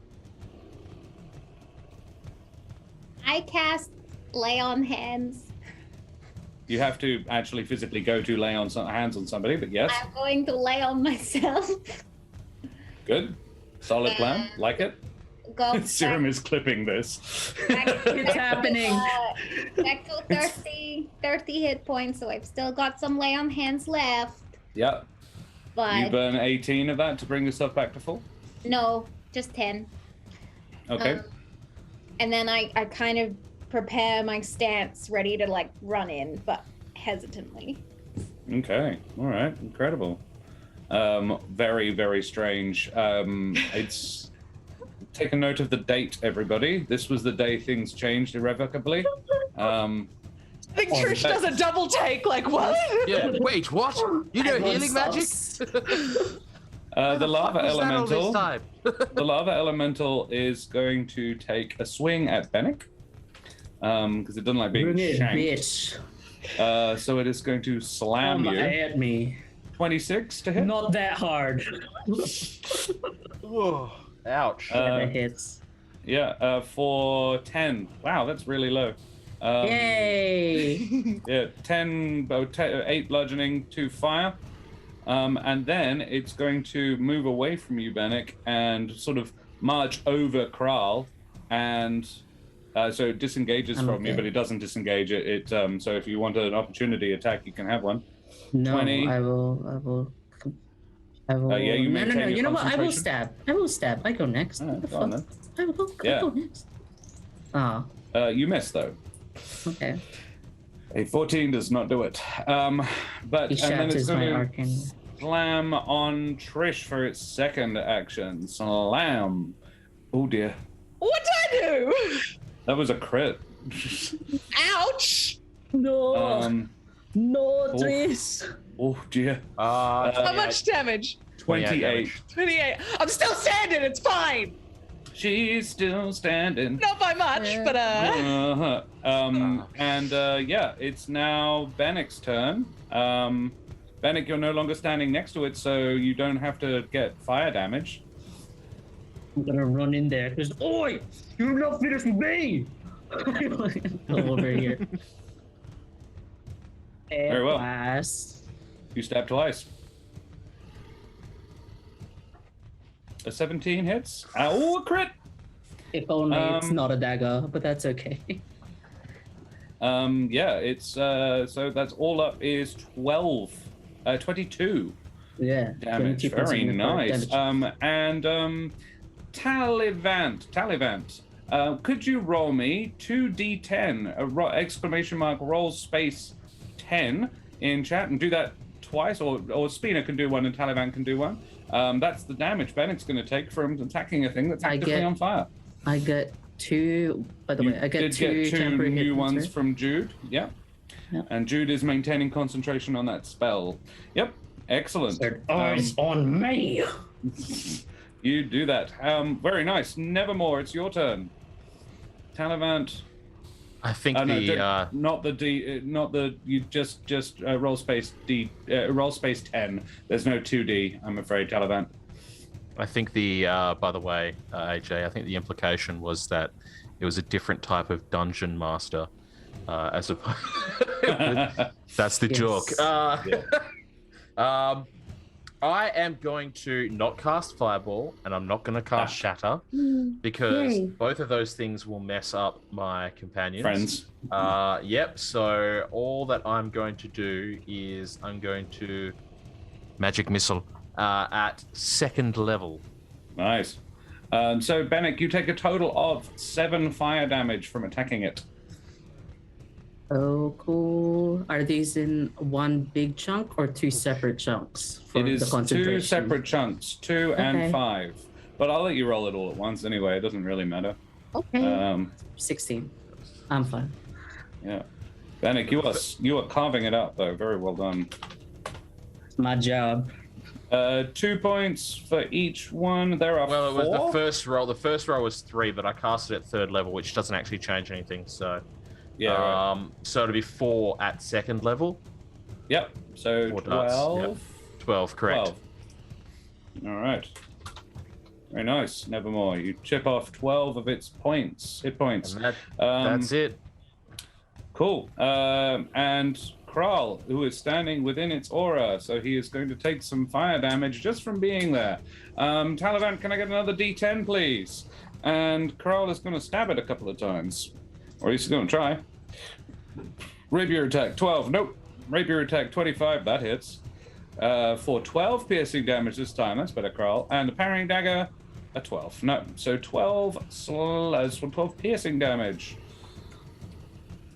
8. Oh dear. Kral takes 8 fire damage. Math. That. And it takes 12. Yeah, cool. Yeah, when in doubt, magic missile. Exactly. Kudo the Spiny Dino, can I also get a roll, a D10 in chat, please? Because Kral just hit it, and now he takes more damage from having done so. And we go back to the top of the order. Jude. Jude is going to run up behind Trish and cast Cure Wounds on her. Oh, What the fuck is going on? I like this new direction, Jude. Thank you so much. Oh, I'm going to cast it at 3rd level. Can you? Yes. I think so. I've got no 2nd level. Oops. It let me cast 3rd level. That's really weird. Give me a sec. It's happening. Meeting with Gaspar. She had a religious experience and it changed her.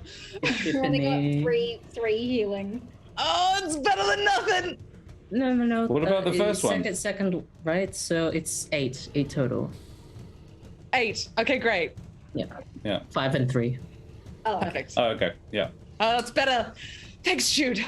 I'll kill it. I will. All right. And I freaking will. I'm going to stab it with my sword. That hits, baby.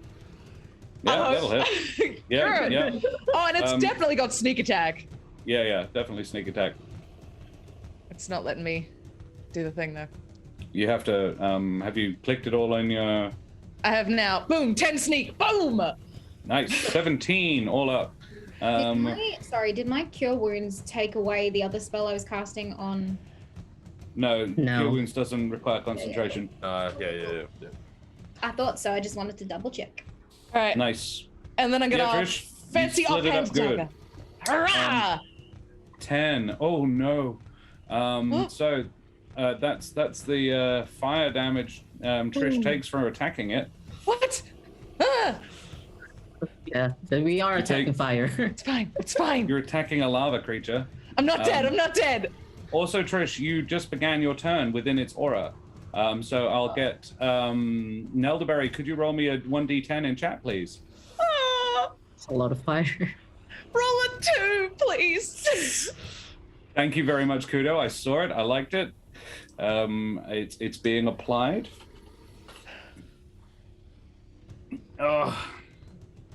Two is what you got. Yeah, baby. I'm still standing. You just attacked it again, right? Oh, does it happen if I attack it again? Well, I've already done it, so I guess yeah. Shit. So it takes a further. It's just the 4 piercing. You don't get your sneak attack twice. So he does do another 4 damage. Oh, that was not worth it. And particularly when I tell you that it's resistant to non-magical weapons. Even fancy non-magical weapons? How many hit points have you got left, Trish? Just the 1. Okay, you're going to get knocked unconscious by this. There is no way it doesn't knock you unconscious. Stupid fire!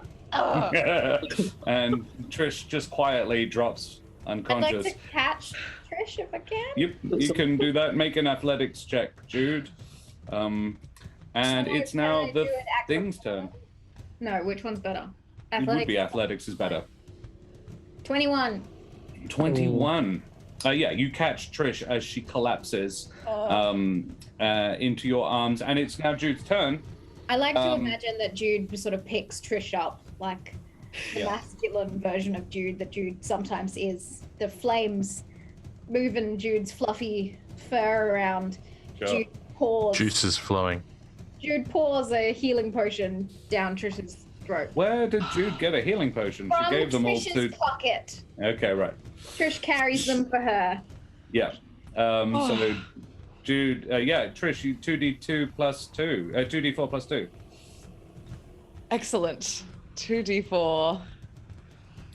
And that's your action, I'm afraid, Jude.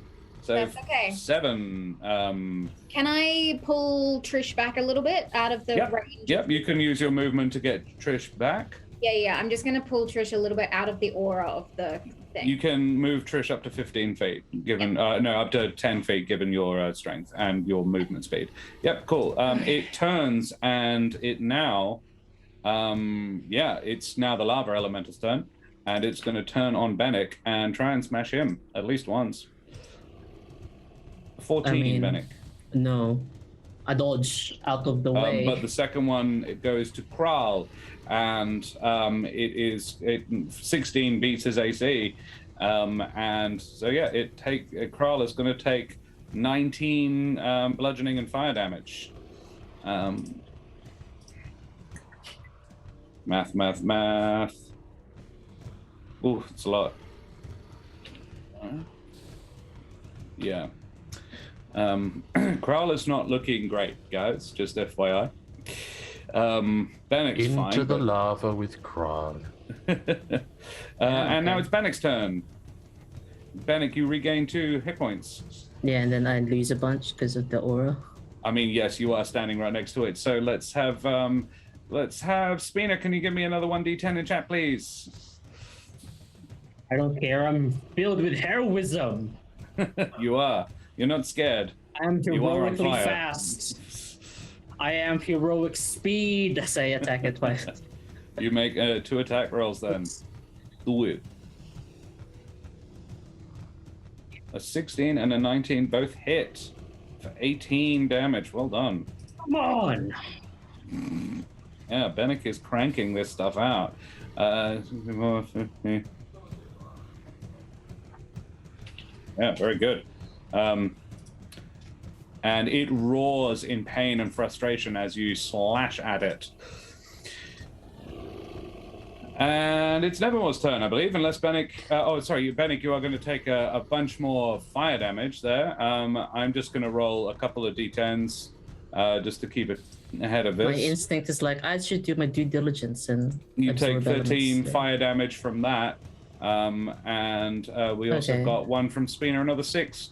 So, yeah, 19 fire damage all up from what? being near it and stabbing it a bunch. I will do absorb elements. This seems like nice. On which one? This is nice. One of them was a 10. The very first one, so I have resistance to all of them.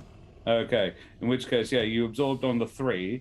So, yeah, it... That's 1, 5 plus 3, 9. 9 points. Yeah.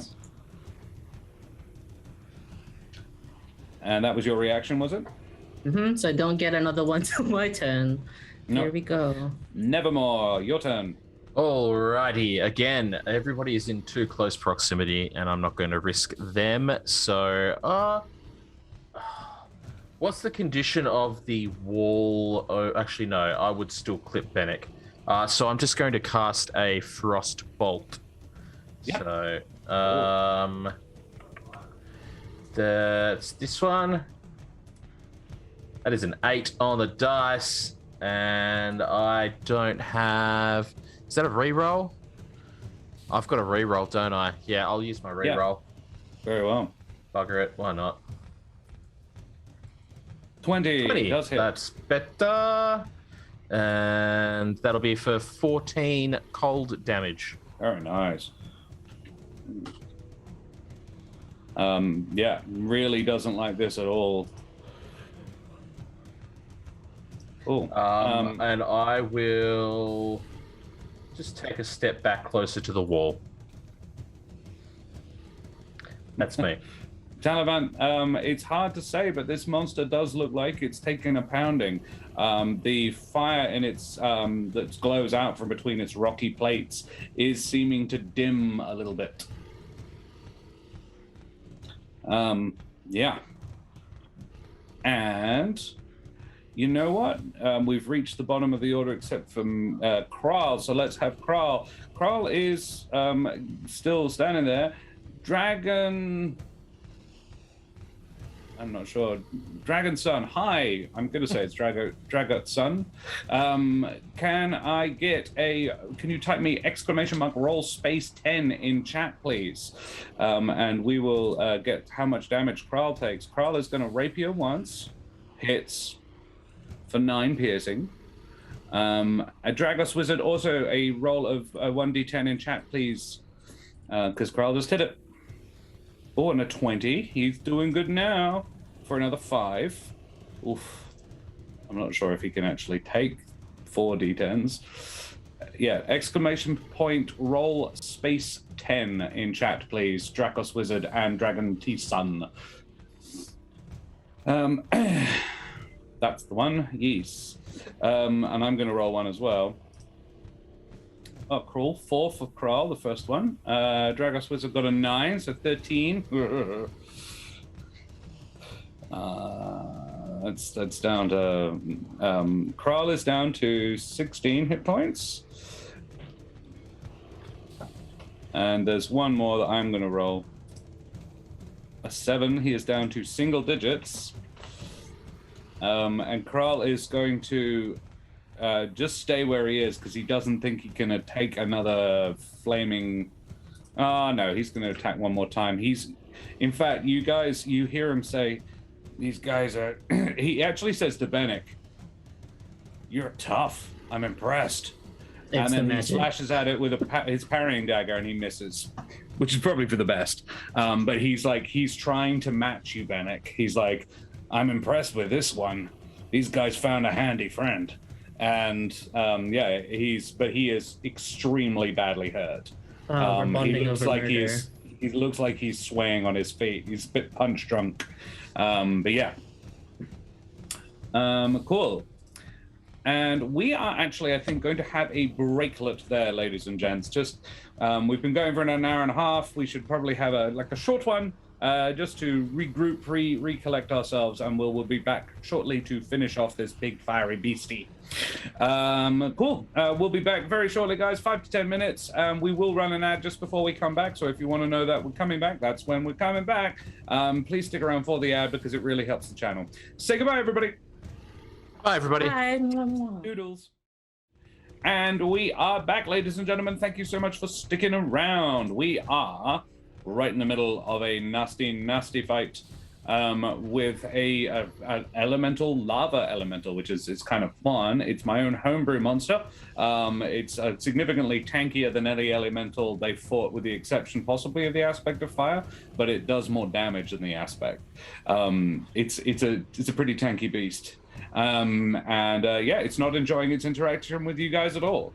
Kral just slid it up some good. Kral just did a total of 14 points of damage to it, which I'll be honest does half. So it takes a further 7. But yeah, we go back to the top of the order. Jude, Trish. I apologize. Trish, you are 10 feet away from it, so you're not going to catch any fire damage from standing next to it, which is very good. Thank you, Jude. You have been healed a bit. All right. Not a lot. I'm gonna run over here. I'm gonna do a cool roll while I run, just because I want to. Feel like looking flashy, and I'm going to use my bonus action to aim good and shoot an arrow at it. Very well. Very- You would definitely get the sneak attack on this. Good. And you hit.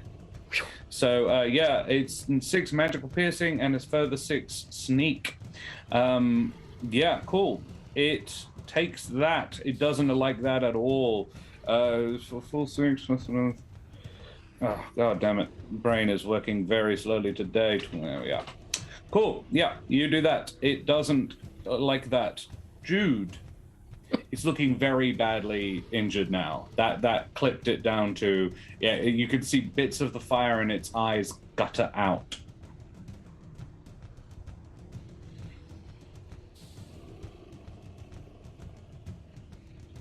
Jude. Can Jude get next to Kral? 1, 2, 3, 4. Yeah. Just. Without being next to the creature?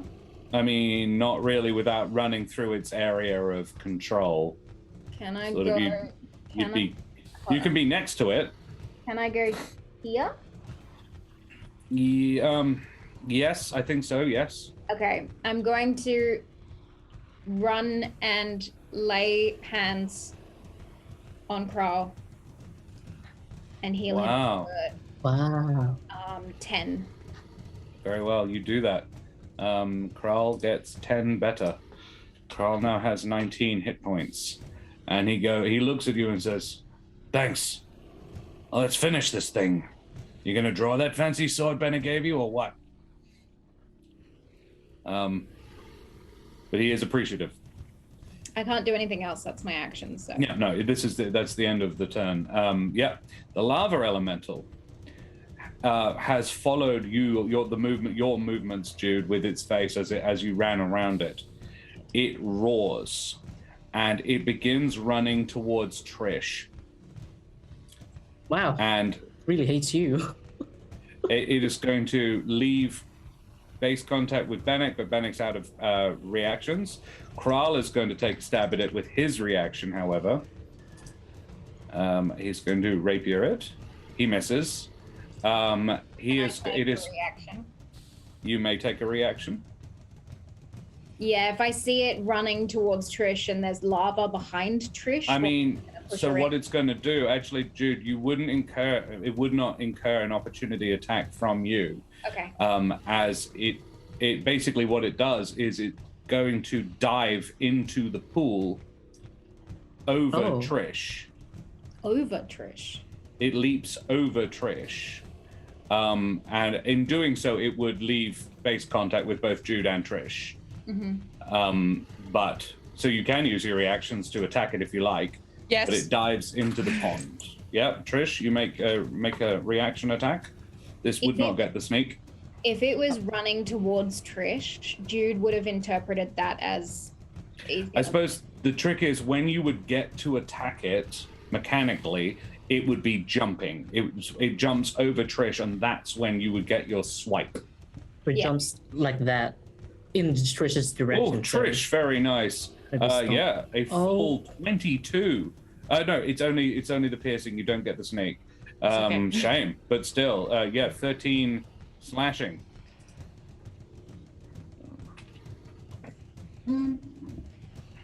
Jude does hit it. Jude, you hit it with your blade of the wood. Yeah. If I For 12. If I sense a threat to Trish, I'm gonna. Yep. And it dives into the water. It dives into the lava. There is a large wave of lava that exits the pond as it dives into it. Nevermore and Trish, you are both close enough to the pond to take this wave of the splash of lava as it flashes back out at you. Do we get a dex save or? It is a dexterity save, please. Sweet. Chaotic Platypus, welcome back. Hi. Chaotic Platypus, can you roll me a d10 in chat, please? And Ragnar, a d10 in chat as well, please. Trish, that's not very good. No, it's not. Nevermore, a dex save? Ooh, Arcane Deflection. What's that now? So, this is something that I've had up my sleeve pretty much forever, because it's almost like a budget savings shield spell, because it gives you +2 to your AC, but it also gives you a +4 to any saving throw as a reaction. Nice. So Ragnar got a 7. That's not great. I'll roll the other one. Well, it should have actually been 27 is what I rolled. But anyway. Very nice. Thank you so much, Ragnar. No, I'm very happy with that. And the other one is a 9. I got a 9. So that's not great. So between the two, you take 16 fire damage as this wave of lava hits you, Trish. Nevermore, you take 8. Oh. I am unconscious. Yeah.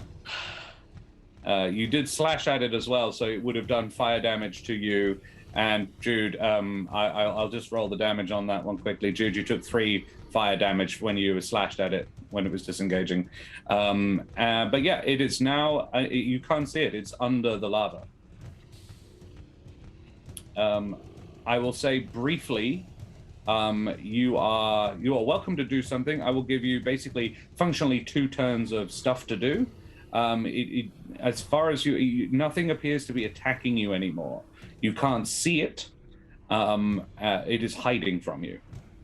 I heal Trish first. I'm fast. Beautiful. Then it dashes over. How do you heal her? What manner of thing do you do? I still have 1 potion of greater healing left. Ooh. And that's it. I'm about to delete this. The floor is lava, the real game. Yeah, exactly, Omi. Trish, you get 4d4 plus 4. Hell yeah, thank you. No worries. Dash. Drag Trish back, quick. 15. I'm using my use an object for that. And then I'll take the dodge action. Very well. Shout out to... Here. Sorry. Just get away from the pool as I just pick her up. Are you dragging Trish back? No, I just... Oh. Yeah, I mean, like, She's a big girl. She can still run. Oh, Yeah. she's alive now, isn't she? Yes, Yeah, she's awake. She's all good. Cool. If Alright. I see Trish moving at any point, I'm gonna like push her behind me, and like stand in front of her. Right. Okay. Well, Trish is gonna move back here. Very well. Kral is actually going to move to form a line between Jude and Nevermore, with Trish behind him, looking at the pond, going, "Yeah. Well, that was unpleasant, but I don't think it's gone. Any knowledge about why it might be hiding in the lava?" Probably healing, and then the moment that everybody clears the area of the lava, I'm gonna slap my hands together on my tome, like on my book tome, and cast Shatter. And I want to pinpoint it basically directly where it jumped into the lava. Sure. Hence why I It's wanted a everybody to sphere. clear back. You're gonna. Yeah, cast so it's a shadow 10-foot in- sphere. Say again? We're in a mine shaft. Yeah, it's gonna be loud. Yeah. I'm querying this. Are you changing the damage type? Mm, Thunder it's damage. it's thunder damage. No, I don't think I will. Okay. I don't think I will. and- I'd like to think it's just going to be like a wall of force that might hopefully hit it. I don't know. Yeah. With the crap.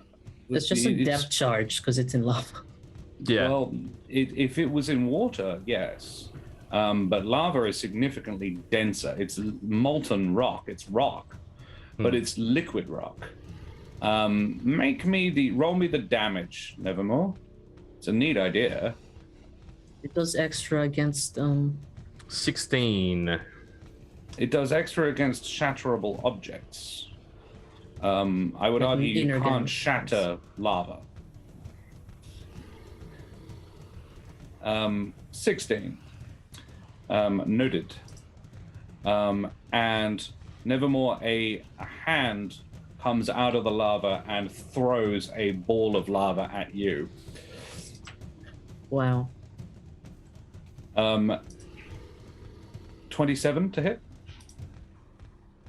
for That'll 13 hit. damage. Yeah. No, fuck! Yeah. And you see its head, you see its upper body re-emerges from the lava. It is glowing significantly brighter than it was before. I mean, Uh, instantly want a fireball as soon as we get the opportunity. yeah, I mean we'll go back to the round order, and I think we'll go back to Benneck. We'll start where we left off. It's yeah, No, but it is now in lava. Benneck. but you said he's more rocky than the aspect of fire. Significantly so, yes. It's impossible to say whether or not it's taken any damage from this because it looks healthier than it did when it dove in. But you may well have hurt it, and it may not have. It healed some, definitely. You may well have hurt it though. Am I gonna do the fucking stupid strategy again and try and jump into it? Or I wanna. It's pretty cool. Come on then, do it. I love a cool plan. I run towards it, but before I do that and it fucking splashes lava at me, I throw one. Oh wait, it's not blessed anymore. I throw it anyway because I thought about it and it's fast. So Sure, you do that. I throw a normal dagger. This is a normal dagger. Never mind, that's fine. Maybe it's a distraction, and then I jump to stab for my hasted action. Very well, you do that. Are you leaping onto it? Yes, I try not to land in lava, Josh. I Fair. try and get into the rocky bits. Very well. Yeah. Make an athletics check then, and It's true, Yes. Ami. It's true. it's very true. I did tell you. I should not have done this. I have disadvantage. Athletics, did you say? Athletics, please, or acrobatics. I'd allow either. I'm But a better plus at 4 in acrobatics by athletics. 1. So Okay. Well, it's a 15 then. 13 then. Yeah. Yeah. I'll say you managed to cling onto it. with your knife. Yeah. So wait. Oh, you're hasted. That's right. Yeah. 21 for 8 radiant or necrotic. It's necrotic, isn't it? It's necrotic right now. Yes. Cool. Yeah, you stab it and it roars at you. Doesn't like that. Nevermore. Sending you home. What are you doing? It What unfortunately the does fuck, not. Benneck? Why would you do that? Oh, crap. Just And do I it. will shoot. I will Just do shoot a magic missile because I don't want to hit Benneck, and magic missile will always hit. I'll Yeah, cast it at sure. 2nd level. Very well. And Oof. oh, Very nice. there we're fucking talking. So that's Nice 20 damage. points of damage. Oof.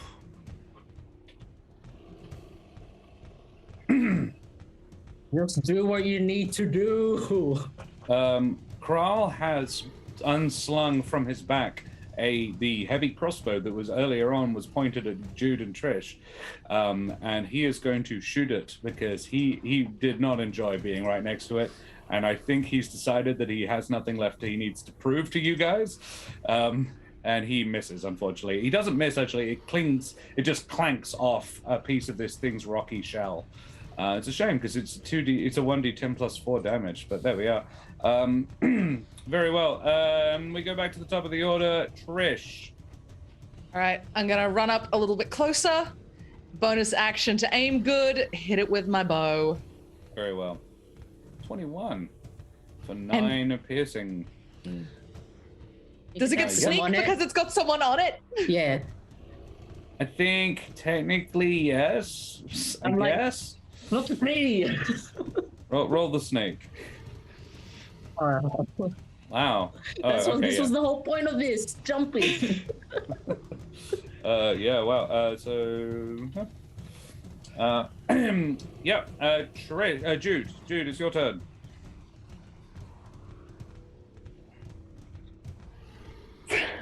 The moral conundrums of Jude.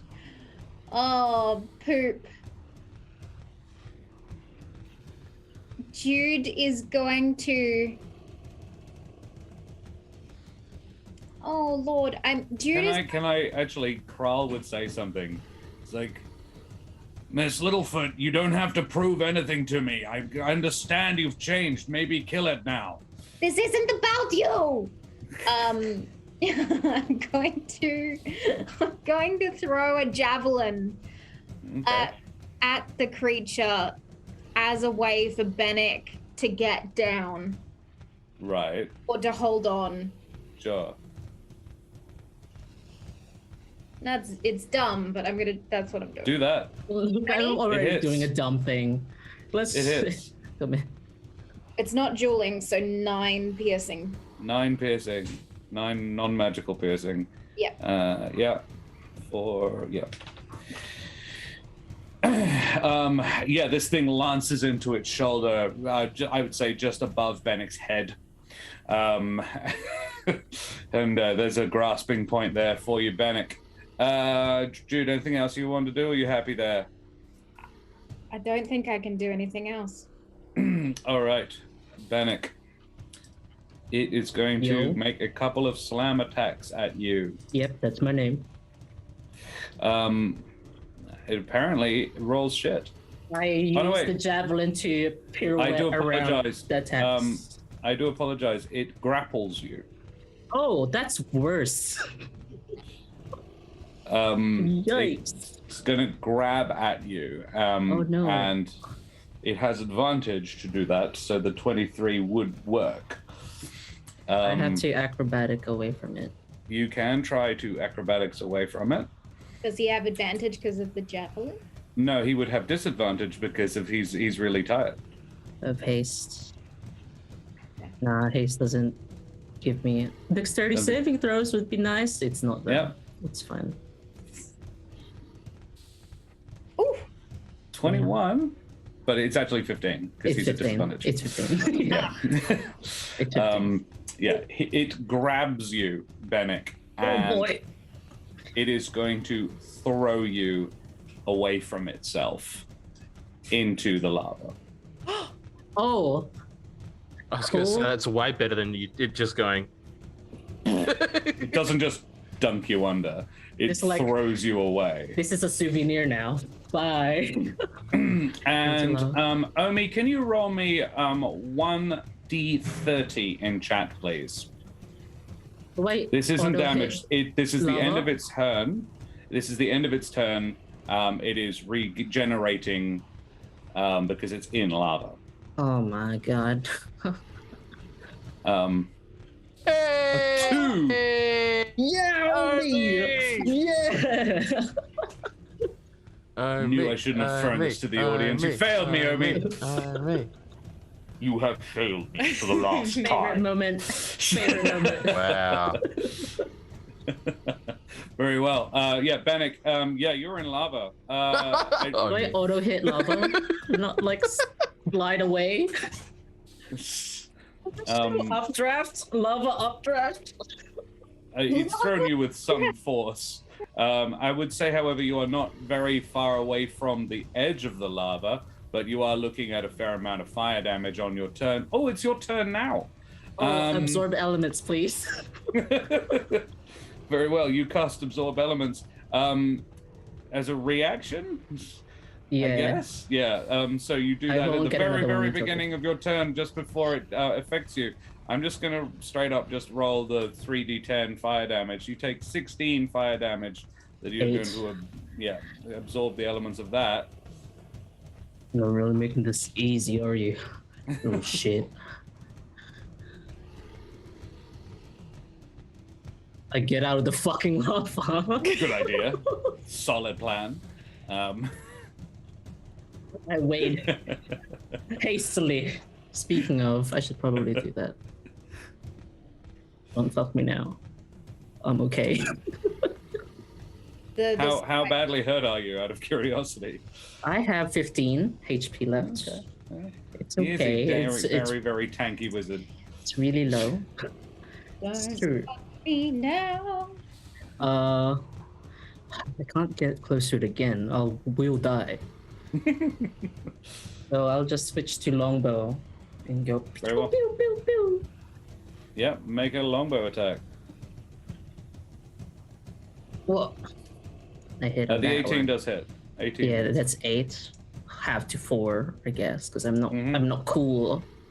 No, And you're not. and 5. A Half to 15 5, I does think. not hit. Oh, cool. Never mind. Cool. We That's it. go to Nevermore. The space is clear. The stage I'm is going to yours.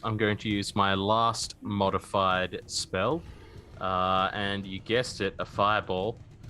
And Nevermore. How Yes. do you do this? 29. Well, You're going to have to roll pretty badly to not kill it. Yeah. With this, Call me feel free to roll the MVP. damage. You might muck it up. I've got the damage there. It's 29. Yeah. Oh yeah, no, it definitely. Even if it passed its dex save, it wouldn't survive that. Yeah. I just want to go for kind of center of the face. It's just I'm aiming straight for the head.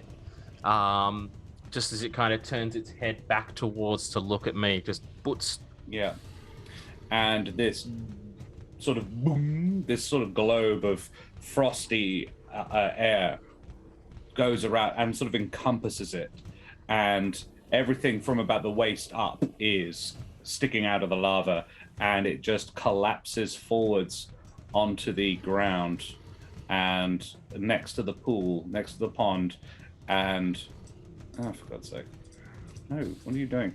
And yeah, it sort of collapses down and falls over. Oh, well, never mind. It's lying down. Roll20 isn't letting me lie it down, but it's lying down and unconscious lying now. down. Well done. You killed the thing. Yeah. Yeah. And Kral looks at you, Nevermore, and says, "Nice. Can see why you guys have got a rep. Well done. Thanks for the help. I'm pretty confident you saved the lives of everybody who would have tried to end this. Don't think we could have done that. You know what you I could do, didn't enjoy though? it. You know what you could do, though, What? Kral? You could get some people down here to mine that halvesite for us. He's like, make a persuasion check, Nevermore. I'm gonna heal Benneck with a cure wounds. Very well. Cure wounds on Benneck. Cast the spell. Yep. 16. Kral goes, not a bad idea. Well, look. Ooh, that's a big heal. That's a big It's good. heal. Thank you. So yeah, 14 healing. Thanks. I make sure I pat out the fire before I pat you. Like the Caper, you all right? I've been better, but I'll live. You?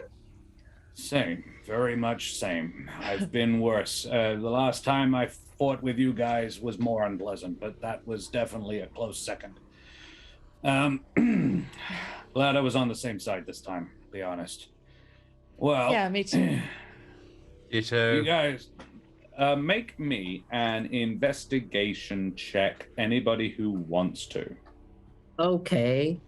Disadvantage 8. Benneck, I'd say you are very much not focused on this thing, though you might be looking at the body. Jude, definitely not.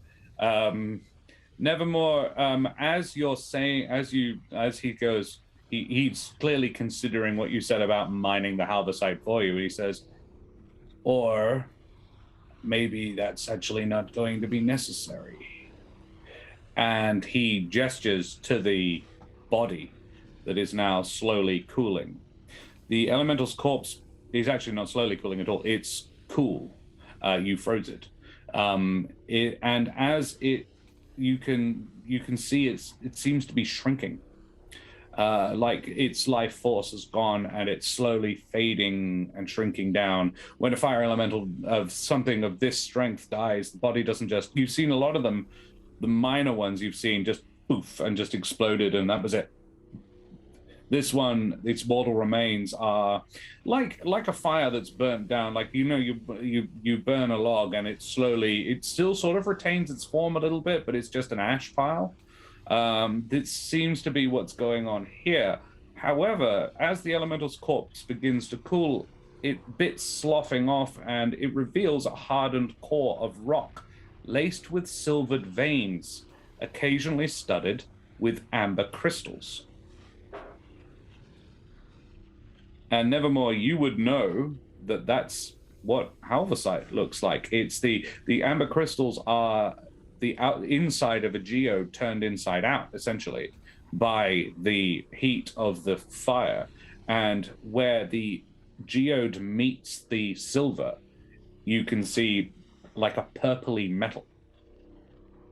And that, he says, that right there, this boy was made of Halversite.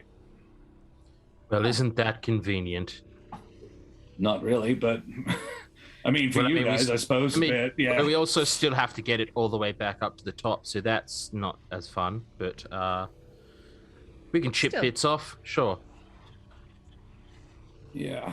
I love killing Ben- two birds with one stone. Yeah, Benneck, pass me that pickaxe. I'll take it, and then I'll just hand it to Jude. Here you go, Jude. What does Jude do? Jude smiles up at Nevermore and dual wields the two pickaxes Nice. that she has and starts slamming into this body. Jude, can you make me a wisdom save, please? Just watching it, I kind of roll my shoulder in phantom pain, like, yeah. Yeah.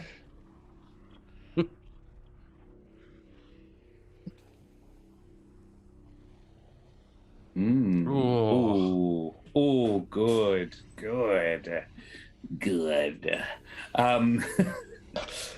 What happens, Jude? You start going into this thing, prizing it, like you use the two like crowbars, like claws, to rip bits apart.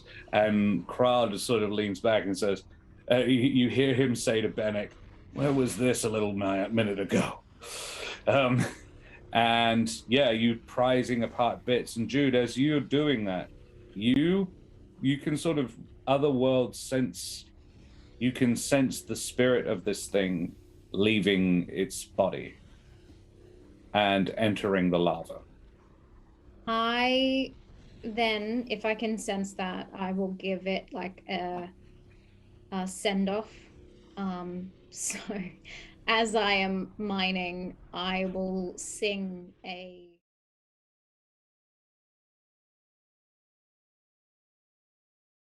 Wow. It's quite like. I think We've it's zoomed quite in on me. haunting. It's a little sea shanty-ish, quite haunting. While there's like ding, ding, ding as the beat of it, as I'm like singing in this cavern. Very well. Do you want to take a swing at it, or do you just want to say that that's what you did? Oh, you mean the singing? Yeah. I am never wanting to stop AJ singing if AJ wants to sing. For you have come and seen the world, but you have gone to sleep. For now it's resting time for you, my dear friend, take your leave. Very Aw. nice. AJ, consider yourself inspired. Yeah, nice. I think, yeah, you used it before, so yeah, you definitely got it back again. That was nice. Well done. Thank you. More Ithalid. That's a nice stream name. Welcome, More Ithalid. Thanks for the follow. Very close to Illithid. Very close to Illithid. Illithid's just terrifying. Yeah, yeah. You seen the Ithalid dragon? The mind flayer dragon thing? What the fuck? Or That as I call it, sounds cool. nope, not today. Nope. It's from Fitzband's Treasury of Dragons. Google that. It's Brain freaking Stealer terrifying. Dragon. Yeah, Oh, that's the one. I think. gross. Yeah. With a breath weapon that can turn you into an Ithalid. Oh, that sounds that's not cool. Oh, Nope. Hard Trish pass. is allergic to that. Yeah. Truly. So yeah, you managed to harvest, Jude. You know you were looking for about 1 kilo of the stuff. Mhm. I'm gonna get an athletics check from you, please, to see how much you managed to carve out. Trish, while you're watching, and anybody who wants to actually, yeah, 16, very good, Jude. Yeah, you managed to get about 1 kilo and a half. Mhm. Nowhere near enough to build a body for Benneck as a point. There's But, like a tear going down Jude's cheek as she continues. yeah. Anybody who wants to can, investigate. Trish, I didn't think did, so definitely can. Nevermore, yeah, very good. If anybody gets any better, but Nevermore will spot it. Oof. No. Nevermore, actually, this would be an Irolath thing. In its head, Nevermore, you can see in the remains of its head, Irolath sort of pointed out, you can see a glowing gemstone.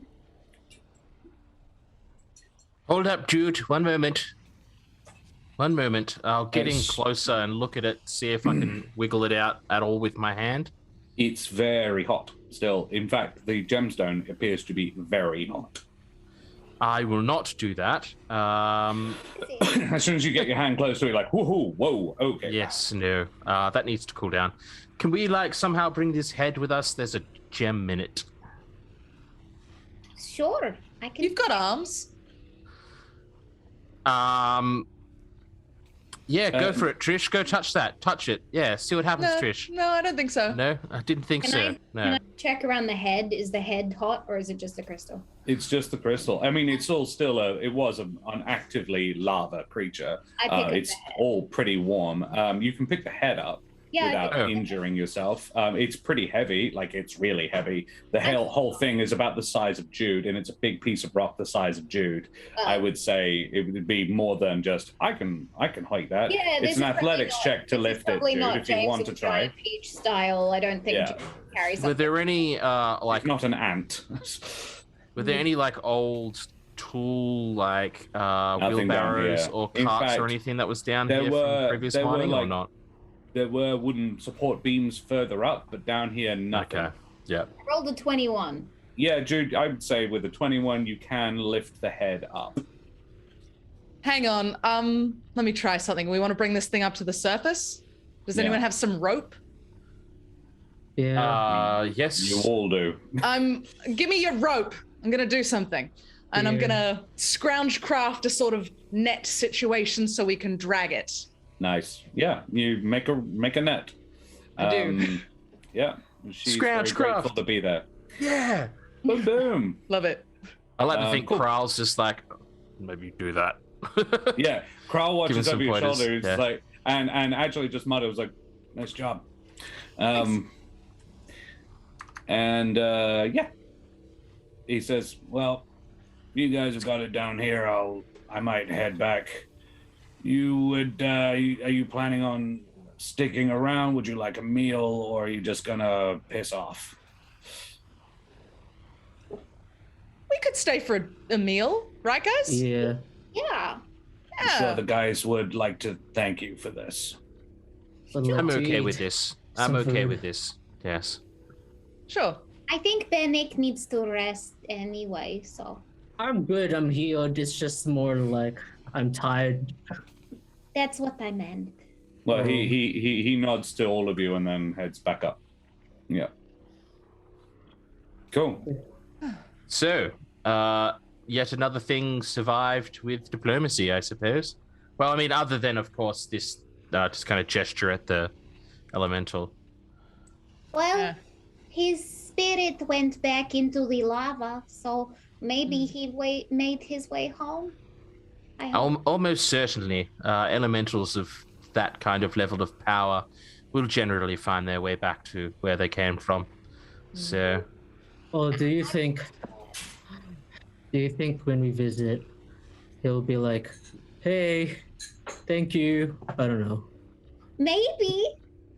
maybe. I mean, technically, we did get it back to the plane of fire.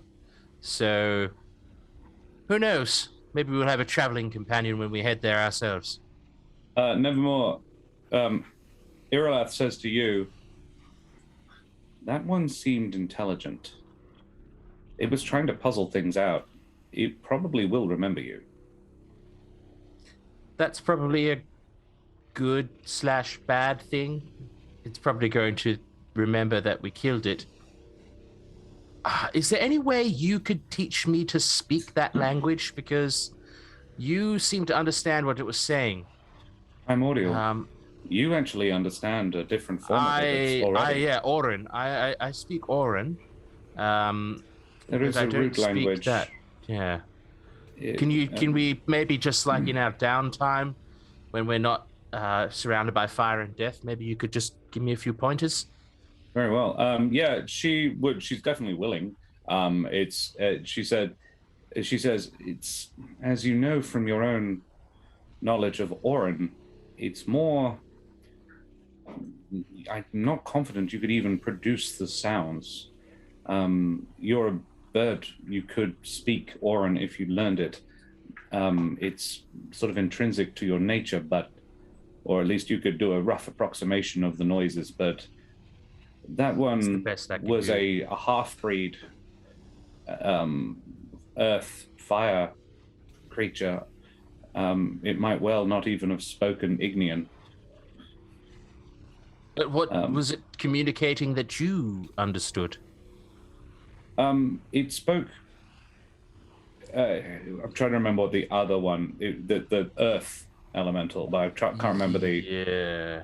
I want to say Ignan, but I think I could be wrong there. That's fire. I'm pretty sure it's Okay.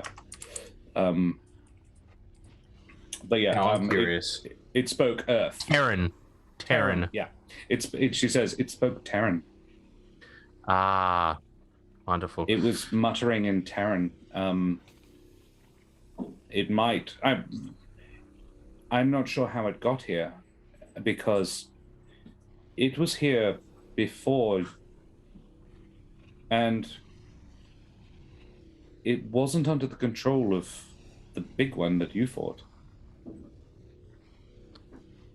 Otherwise, it would have fought with the others. But it's been here for apparently ages, if we're to believe.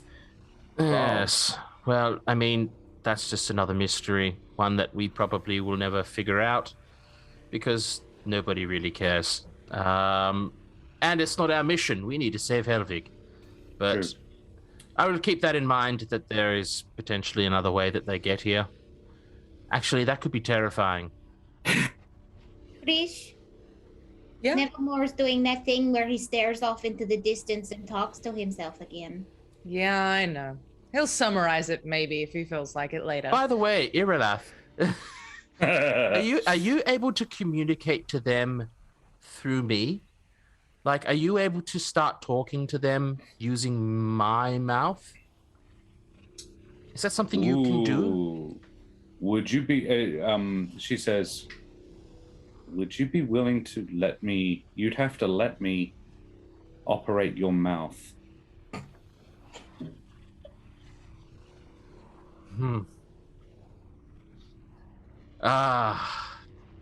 Let me think about it.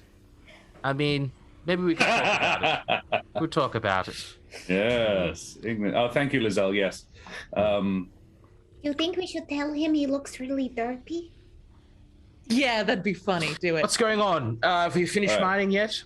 Yeah. All right. Yeah, you managed to get all the bits that you need, and you've got the head. You carry it back upstairs, and I think there's a pretty good place to leave it. Whoop, whoop. Well done. Woo. Gonna have a party with the ex-bandits when you get up there.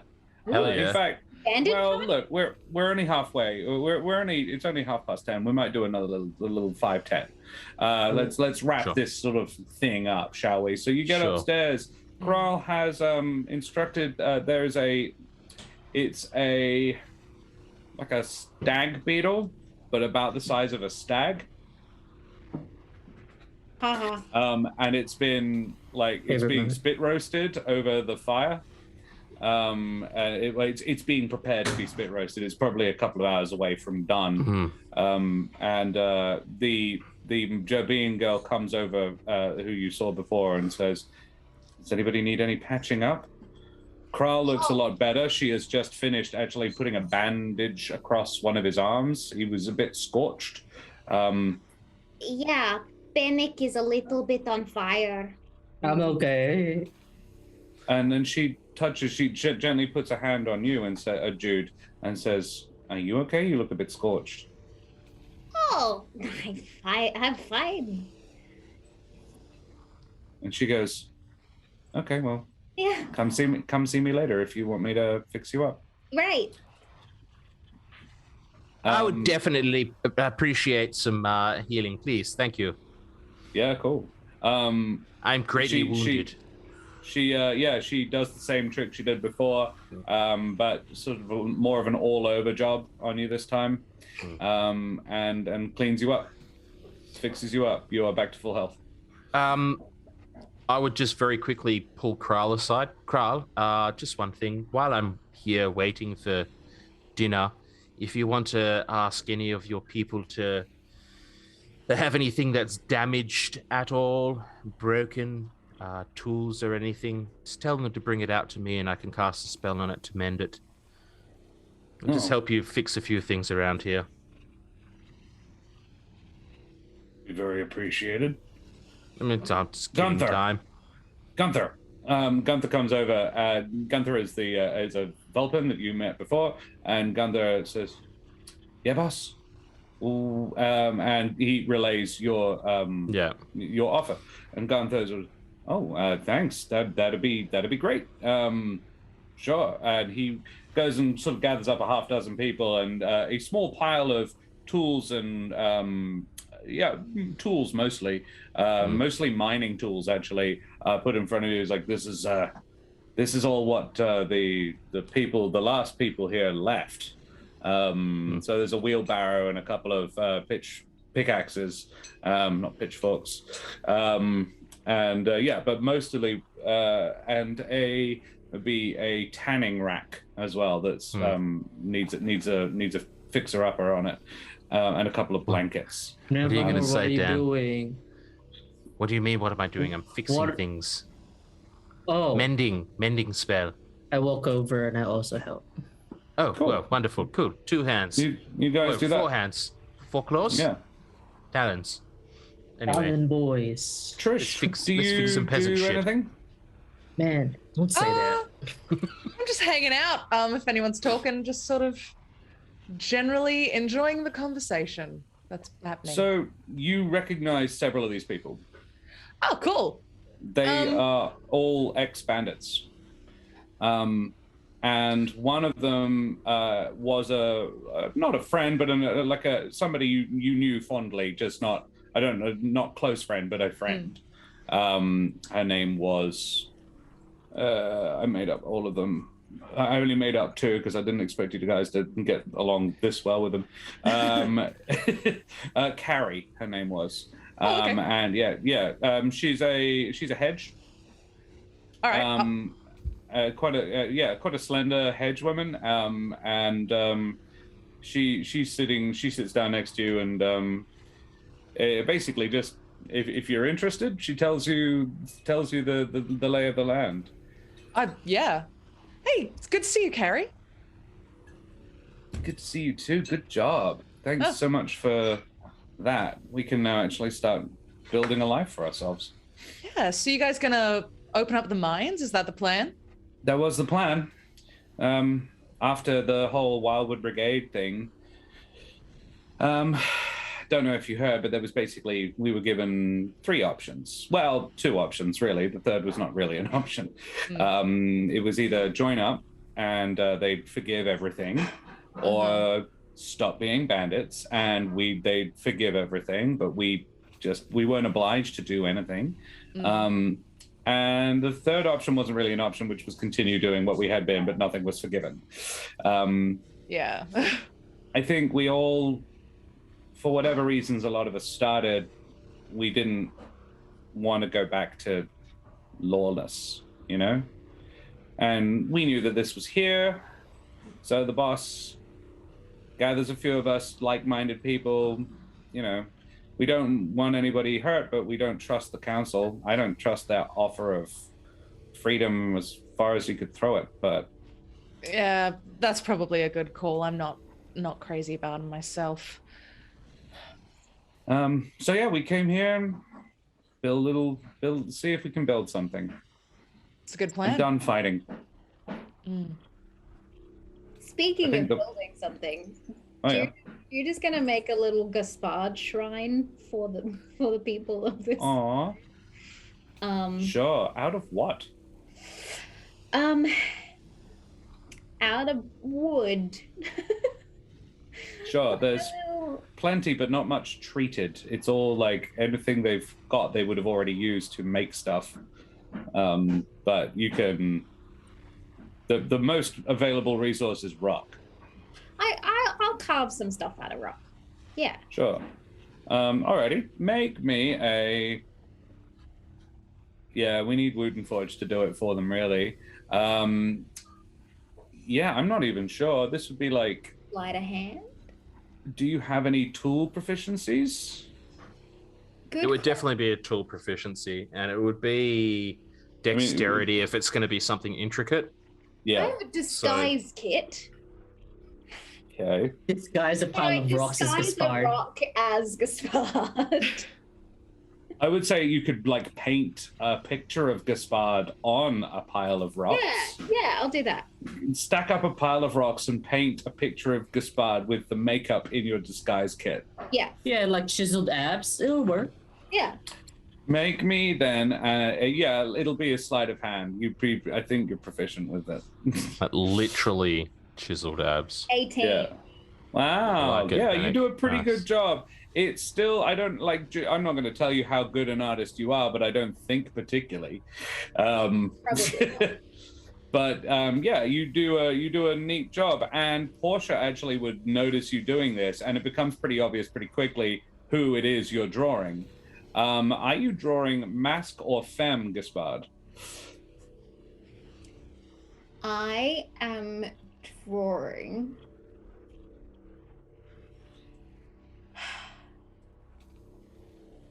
A combination? Oh no. Oh wow. Like That's, masculine one side, feminine the other? Like sure. down the middle? Single boob. Like beans don't have boobs, but yeah. Like Yeah. Unless they're titmouse. Both have abs. Yeah. Unless they're a titmouse. long hair on the one side, I don't think jet beans have hair either. No, that's true. There actually isn't a huge amount physically There's not different. a huge amount of difference. Yeah. It's like a little bit Yeah. more curvy, I guess, and longer Sure. eyelashes. I'm not sure. Oh man, I love A this. titmouse is a bird. Bugger. Yeah, it's a titmouse, isn't it? Yes. What? All right, never mind. Okay, yeah, Anyway, you if do that, and Portia comes I'm over and gonna- sees it. I'm gonna wave her over. She goes, "Nice." Thank you. I met Gaspard yesterday. Yesterday, Yesterday. she goes, "You, what?" Yeah. It was really cool. She make me a persuasion check. Oh God, does she not believe me? Well, 5. she's like, it would be. What were they like? What was he like? She would say, what was he like? They were really kind, and they offered advice and asked me if I wanted to know anything. What did you ask? I haven't asked yet. I have a magical muffin. Don't worry. Can I see it? Okay. Oh God. I should. You show the girl your magic muffin Yep. in front of everybody, you slut. Yes. This is my muffin. She casts she uses a channel divinity. And she's like, "Oh wow. I'm really sorry. I didn't believe you before. No, That's amazing. I I'm can understand. I'm incredibly jealous. Well, wait, maybe one day you'll meet Gaspard. I'd love to. Yeah, he's really handsome. That's nice. I'm sure he is. When you're an Amaranthine, I guess you can probably look like whatever you want to look like. Yeah, he looked like a girl at first because he was like, "Do you like women or do you like men?" And I was confused. What did you say? And she says this like she's like just oh really you You're being hit on. I didn't say anything. I think Gaspard was beautiful as both a lady and a man. I can work with that. Jude doesn't understand what's happening. AJ does. Jude, you do, however, intuit that this person is a cleric of Gaspard. Yeah. Yeah. And she goes, "Yeah, your art's really good. I'm really impressed." Thank you. Just the not safe for work content. It's been a long time since I for real flirted with anybody. Cool. All right. Well, I think we'll leave it there. Good. It's a good point to end it on. I really enjoyed that. Yeah, thanks so much for coming and hanging out with us this evening, everybody. Thank you so much for watching and playing, my friends, my lovely friends. So yeah, we're now going to do, as we always do, we're going to do our favorite moments, because it's important to assess and analyze what you did good. And I'm going to put on that back alley music that we liked before, which is not at all appropriate to the show, but now for casual chats, it's kind of fun. Bit of Feel very cyberpunk. cyberpunk. Yeah. Yeah. Alrighty. So we need firstly to thank our amazing tech, Serum. He's our rock and our hard place that we work with. And then we need to thank Breepi, our amazing, wonderful artist. who did all of the art for the show and for the channel generally. They're amazing. Check out their work at their website, and they also have a webcomic, which is really, really good. Check that shit out. Thank you to our amazing, wonderful, fabulous sponsors, Wood & Forge, purveyors of WA's finest wooden tabletop gaming accessories. Wood & Forge. This is my beautiful Jara dice box. The magnets are really strong, so you don't need to worry about losing your dice. And check them out over at woodenforge.com and use code HUMBLE1 at the checkout, HUMBLE1, for a sneaky discount, you cheeky monkeys, you.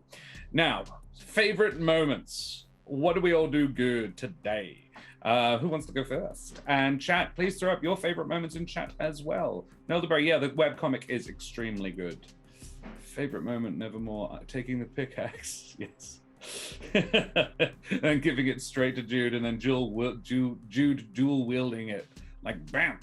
Look, let's face it. There was no way in hell that Nevermore was going to do any mining. The only way that Nevermore would have mined is if Kral was like, the only way you're getting this halversite is if you're mining. Yeah. Then Nevermore would have done it for the rest of the party, but otherwise, no. And that shoulder injury is going to come back and plague him in the future, definitely. Yes. Oh. Even though a very, very attractive and nice cleric of Gaspard fixed you up super good. Alrighty. Portia. Yeah. Okay. Yeah, cool. All right. So who are we talking about? Let's talk about, let's go with Nevermore then. We've been talking about Nevermore so far. Favorite Nevermore moments. Mitch, do you have a favorite self moment? When I was confused with myself and I was like, did I just thank you for stabbing me in the eye? Yeah. Yes. It's an interesting one. Yeah, that was a weird thing it felt like a weird thing to say, and I was just like, why am I so okay with this? It has I know, I've gotten past it now, but yeah. My favorite. Actually, Iralath would have chimed in when you were like being self-doubting about it, and she goes, "I'm also very grateful." Yeah, sorry, Benneck. Would be. Damn, yeah, of course you would be. Of course you would be. Existing. Anyway, my favorite Nevermore moment is the whole, doctor. All right, I have to rest. Yes. And then trying being every like, trick in the book. So like, no, you should be good.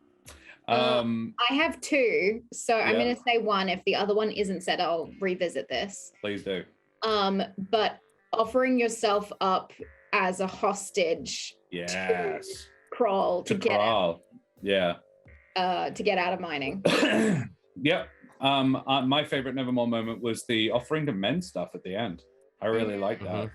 I was like, this is cool. I liked the way you. Yeah, it's not something that Nevermore would usually do. But then Nevermore's mind is also like, you're going to be spending the evening surrounded by bandit scum that have wanted to kill you in the past. What's a really good way to get them on their side? Fix all their stuff for them. Yeah. So it was kind of a part of it was also in looking out for myself. Because if everybody was grateful for something that I did, they're less likely to hurt me while I sleep. Absolutely. Yeah. I really liked the fact that you still asked about Iralath, because it's so in character. Like, it's your objective. You want to know what the fuck is the deal with all of this. But at the same time, we're in this tense situation. We're negotiating, and you're like, hey, remember that time we got in a big fight? Let's analyze that more. And I was, it was fun. It was like very in character, though. I enjoyed it. Trish just being like, why are you talking about this? We all know it happened. We don't need to talk about it. Yeah. No. My second favorite Nevermore moment was trying to reverse psychology crawl into not giving him a pickaxe by trying to imply that he'd be turned on by it. What a convoluted way to get out of using a pickaxe, my friend. I was quite proud of Kral's response to that as well. I was like, I mean, I wasn't going to do that. I might now. That sounds great. Yeah, cool. Alrighty. Well, do we have some from chat? Favorite Nevermore. So, you think I'm exempt from anything hard for like ever? Yeah, a week? Any doctor's note. Yeah, cool. Alrighty. Who wants to go next? Let's do Trish. Yeah, sure. Favorite Trish moment? Just interacting with Kral in general was really fun and interesting because I started off fully on the defense. But now like my perception of him is changing and I'm like, I don't know how I feel about this guy. Yeah. It's fun. I'm so glad, so happy to bring him back. Yeah. My favorite Trish was trying to keep Jude like quiet, shut up at the very beginning. That diplomacy, the diplomat that Trish is. I have a second, but that was definitely, I really enjoyed that. I was going to say I really appreciated how casual your conversation with Kral was. You can really tell, I guess, Nevermore communicates in a very uppity, higher than thou way, whereas you can see that Trish really knows how to communicate with, people of, I guess, the bandit persuasion. And in terms of like a favorite moment, I liked your approach where you were just like, we're just after some rocks, we're going to get these rocks and we're going to leave. And that was I feel like putting that out there straight away in such a full stop end of story way was probably an indication to Kral that, hey, they're not here to fuck with us. They just want to get some stuff and fuck off. They don't want to be here either. It took him by surprise. It really took the wind out of his sails because as soon as he found out it was you guys, it's like, oh, great, the Older Heart Hit Squad is here. This is a man who, previous Older Heart Hit Squad, Lazarus, has actively hurt. He just figured that you had been sent by Alderheart to kill him. Yeah. And that makes sense. Yeah, it's not a bad assumption. Yeah. Yeah. True. So it really took the wind out of his sails. It's like, oh, okay, I'm not on the chopping block just yet. Interesting, because I reckon if these guys really wanted to, they could kill me. They could kill me and all of my friends here. I reckon it would cost them. Like, pretty confident they could. Things would have been very interesting if you guys had been aggressive. Side note, I love how Josh is drinking something green, so it looks like he's drinking the forest itself. I'm drinking invisible juice. Oh my goodness, plain orange juice. My favorite Trish moment. Sorry, Dan, you go ahead. You were talking. Yeah, I was gonna say that my favorite Trish moment. I'm trying to remember what specifically you said, but it was right after Carl was like, "Here's my terms, please kill this thing," and you were like, "Yeah, sure, we'll do that, right, guys?" To be like, "Hey, by the way, we're doing a discussion as a group. Hello," and I was like, "I see it. I don't know if that was the intent, but that's what I saw." Yeah. Jude? My favorite Trish moment was our little asides at the beginning, just having do we seriously trust this guy? What are we doing? No, not as far as we can throw him, but just the awkwardness of Trish and Jude out the front with people aiming arrows at us, being like, "What do we do?" Yes, that was great. Yeah, was for fun. once, Jude was even kind of taken aback, because Jude usually approaches most situations with fearlessness. But that was like, okay, 20 crossbows. I did the math on it. A single volley would have killed either of you, but not both. Yeah. Just at if you took just the averages, definitely enough to kill Jude, probably enough to kill Trish. Yeah. I think Jude knew that as well, especially since we were kind of in an open space because we walked up of the forest line to the gates, and it was like, we are out in the open, we cannot run, we will die. And Jude knew. Those are Omi's favorite Trish. Yeah, I'm totally not convinced of the council either.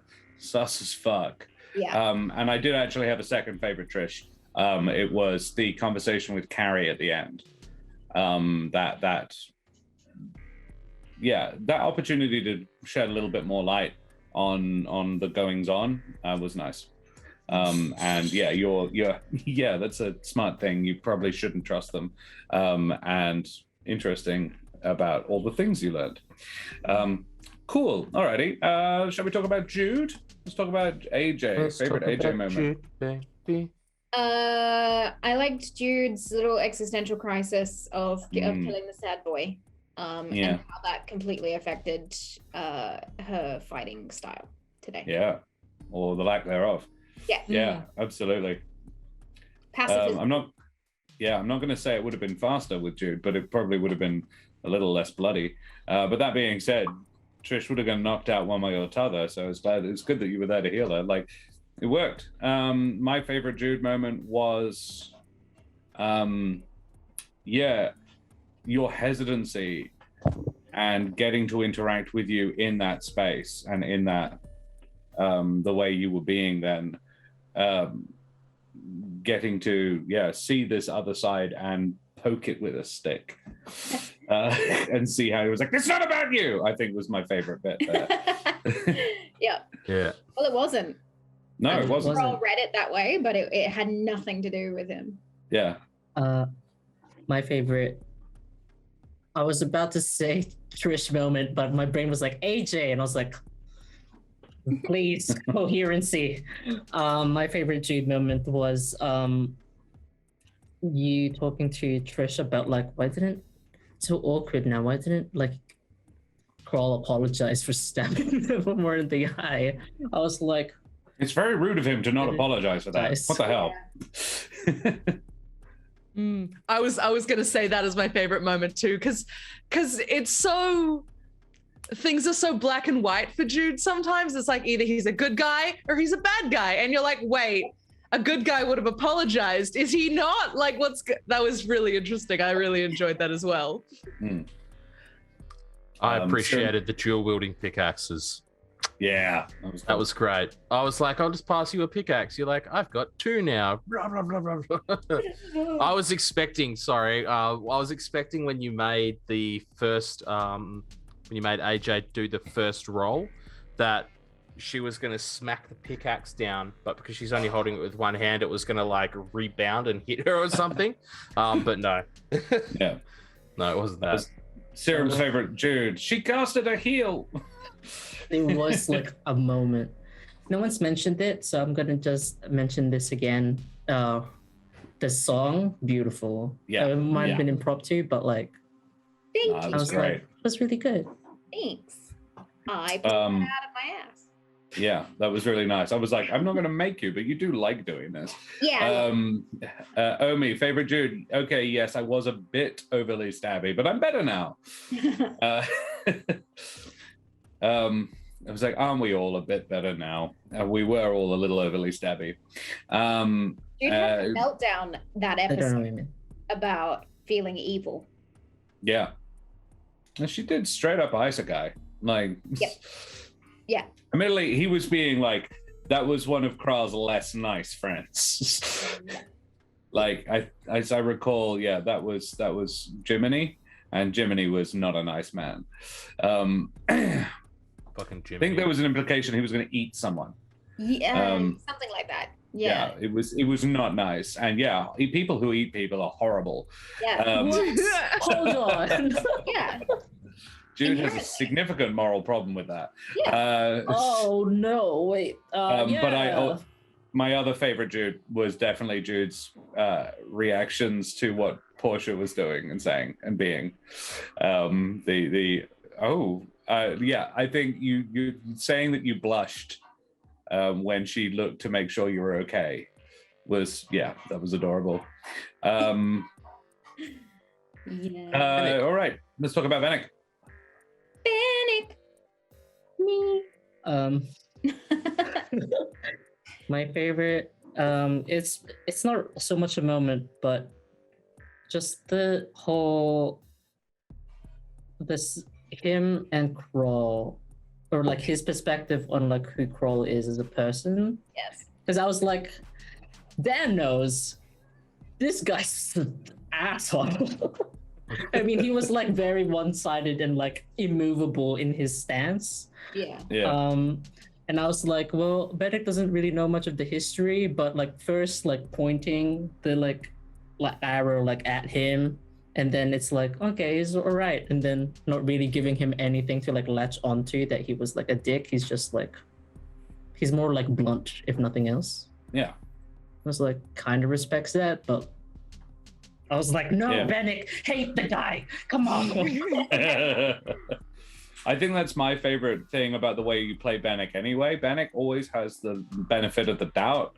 You are extremely good at not metaing and keep compartmentalizing what you know and what your character knows. And it's a props to incredible role play and a very skilled D&D player who can forget what a previous character knew and just play the one you currently are. And yeah, extremely well done. And yeah, I'm going to hang out with Kral because just like I'll hang out with Nevermore because even dickheads need a friend. Is how it reads. It's like, well, you know, he doesn't appear to be that bad. He doesn't hurt me. Yes. Who else thinks Dan did great? Always. Always and forever. Always and forever. But just your ability to roleplay getting damaged and injured during fights, I find to be really cool.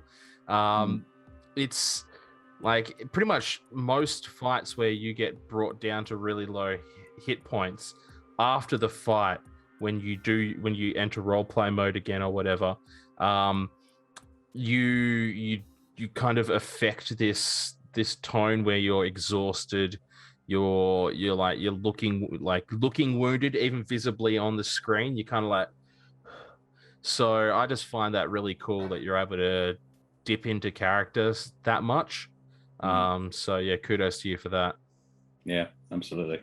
My favorite Benneck moment, or actually my favorite Dan moment, was the recap. Finding a creative way through word choicing to loop the 4 events that happened in the forest with your word choicing was so well written, like so dope. Yeah, and then jumping into lava. Why?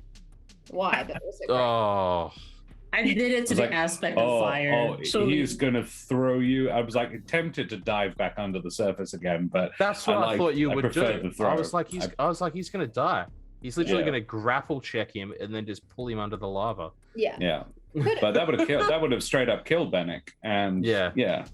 I was ready to do like, oh no, and then like do like the whole, I've created like a marble barrier of absorbed elements and just hope for the best.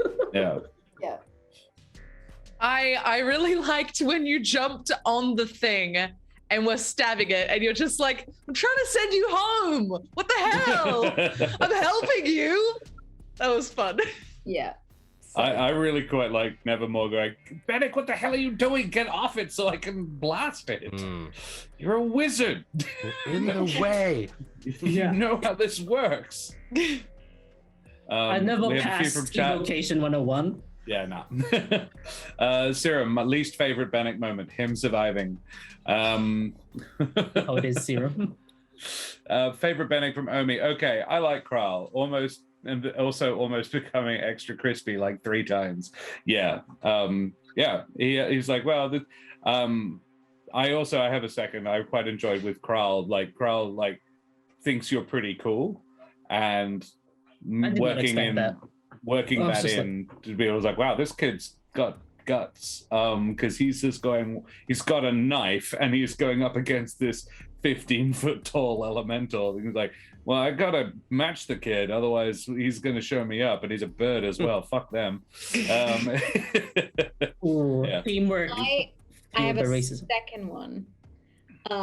Dan's reaction when you were talking about how the professors at the school had lied about the reason the mine was cleared out, and that moment of doubt in Benneck's face, like, What? What? What? Yeah. Cool. Hold on. Alrighty. Well, that was Dan was very good. Alrighty. We have Well, then. favorite moments for the DM DM. Yeah. Potentially. Yes. Look, I Yeah, suppose there might be This some. game every time, Josh. Just do it. Don't I feel escape. like Oh, we've got another favorite Dan. I will do also hang a lot of trolley bullshit on Dan, but in reality, he's an amazing to work with and also an incredible role player, which you see every week. Yeah, I agree, Thanks, Serum. Serum. Okay. Anyway, let's move on to me, I suppose. Yes. What did you like about what I did? My favorite thing was, flirting with Jude as Portia. That was really funny. I think the favorite moment for me would be, I think it might be popping up on the screen shortly. Possibly, Oh but my god.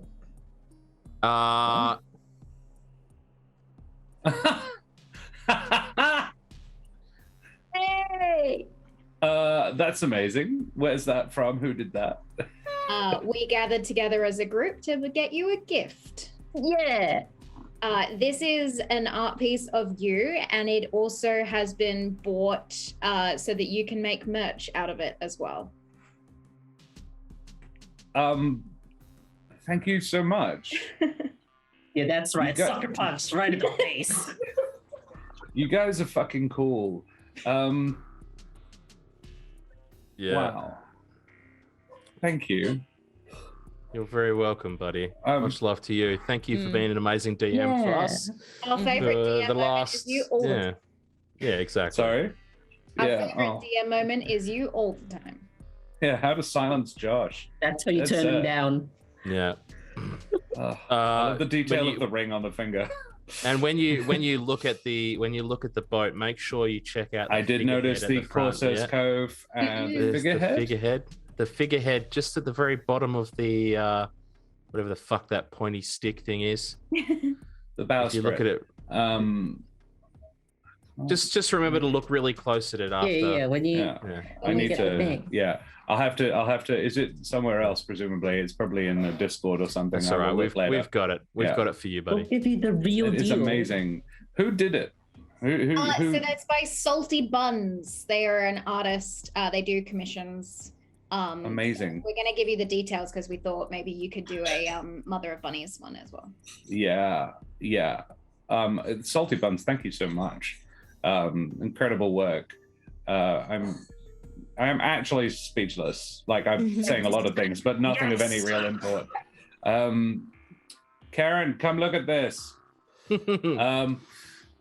Thank you guys. All right. You're Well welcome, then, but, cool. Let's. I mean, if we had to choose an actual moment, that was a moment. Yeah. I appreciate the fact that once more we attempted the non-combat route, and you were more than happy to take us there, because that seems to be our strength as a group is to talk our way through combat, or situations that could turn into combat. Yeah, we ended up fighting an elemental at the bottom. That's a bit different, but like there was plenty of opportunity for it to all turn to shit. So I appreciate the fact that you're never against the idea of following the non-combat route. No, definitely. Thank you. Oh, it's a bunny. The figurehead is a bunny. Yeah. Yes. Lovely. My favorite DM moment is describing the elemental. It was very cute. I was like, oh no.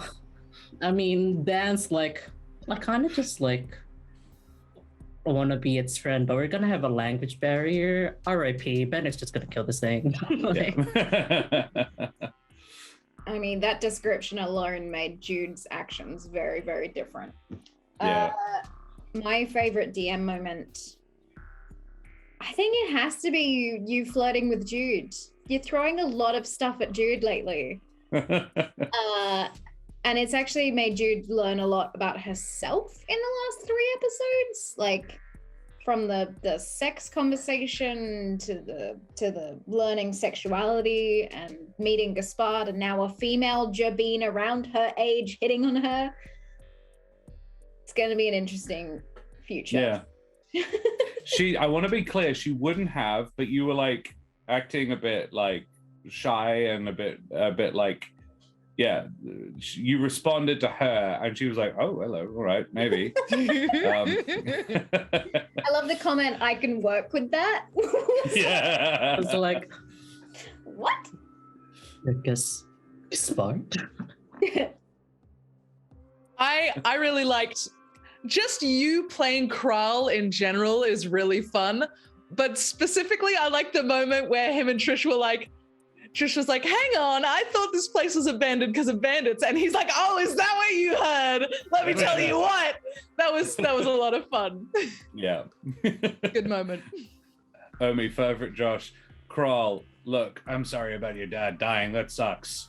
Not sorry about the eye, though. I did do it, and I would do it again. Wait, the knife was cursed? Huh, who knew? Yeah, yeah, that might have been what happened. It's just a knife, gang. Who knew? Yeah, and he doesn't have it anymore. I mean, he may have been lying, but none of you rolled particularly high on your insights. But you don't believe he was lying, and that's the important thing. Although, yeah, no, I won't go any further than that. But yeah, I freaking loved bringing back Kral. I was so excited to do that. I was so excited. And when I finally got to say, oh, look who it is, come strolling into my neighborhood. And now I've got you at Barrel's End. You thought you were done with me. The sincerity about sorry about your dad. Yeah, he was sincere. He was like, yeah, it sucks regardless of who it was. I wouldn't wish that on anyone, even my worst enemy. I'm done. He's not sad that Lazarus is dead, but he's sad for you that you lost your father. Is the trick. Also, favorite Josh is handing the regen HP to chat, so it only healed for 2. Yes. Oh me. Favorite Omi moment. I was me, but yeah, no, well done. I was like, what? 2? No! I was hoping for another round.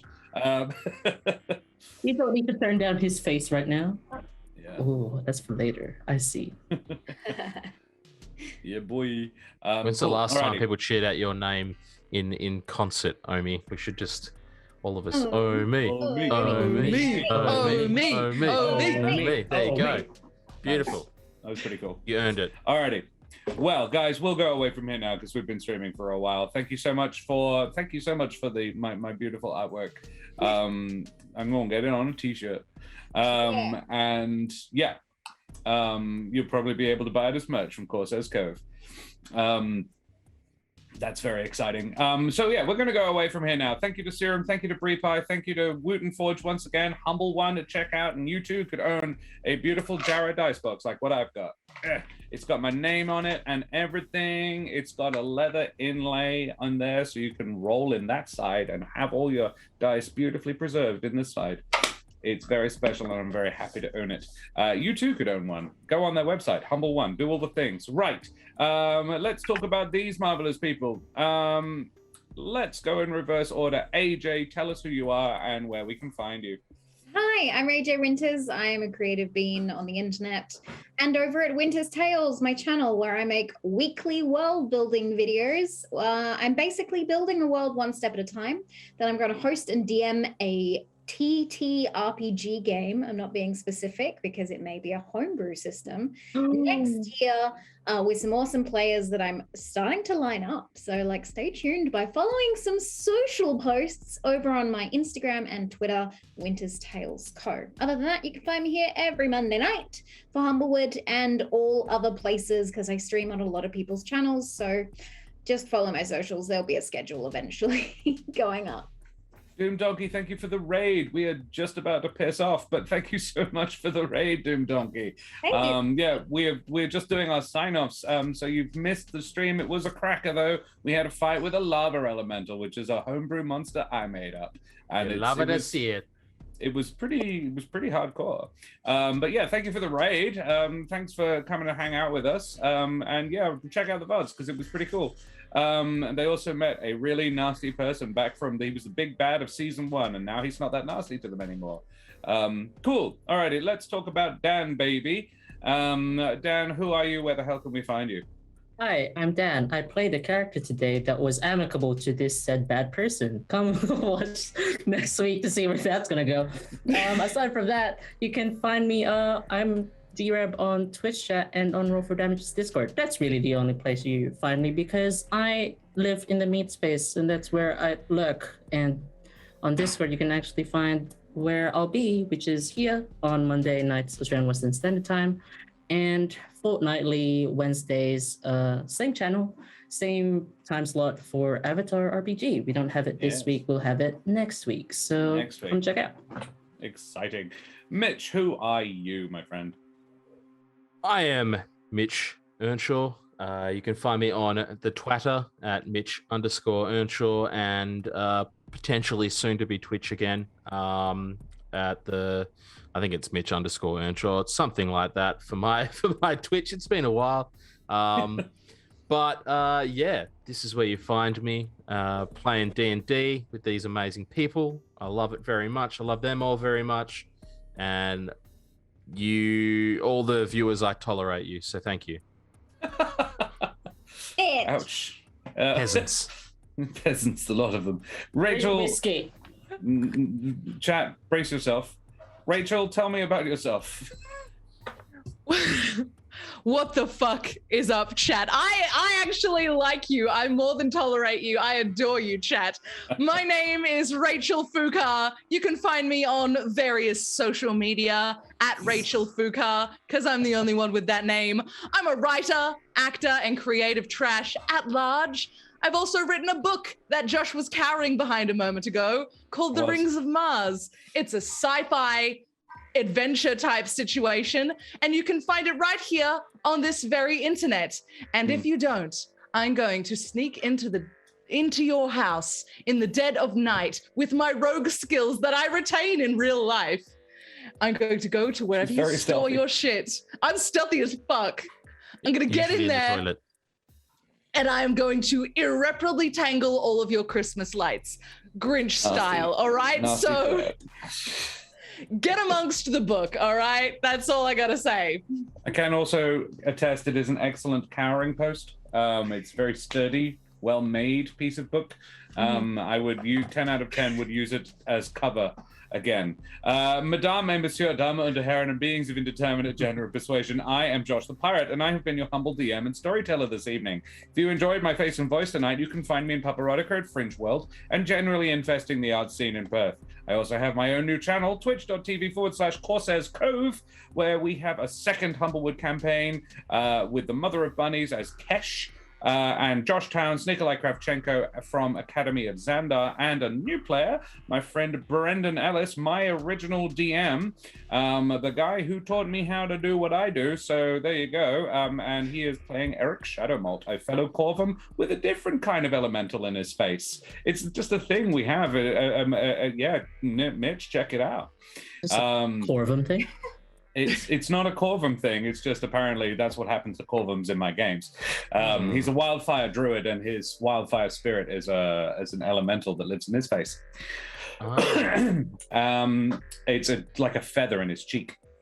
Beyond that, if you like my majestic voice, but you think I could stand to turn the face down a bit and maybe hide behind my beautiful new artwork, I am also part of the There Be Dragons crew. We're a 5e D&D podcast in a fantasy gunpowder setting where I play the infamous and deadly pirate Scan Felspar and his little dragon Rosh.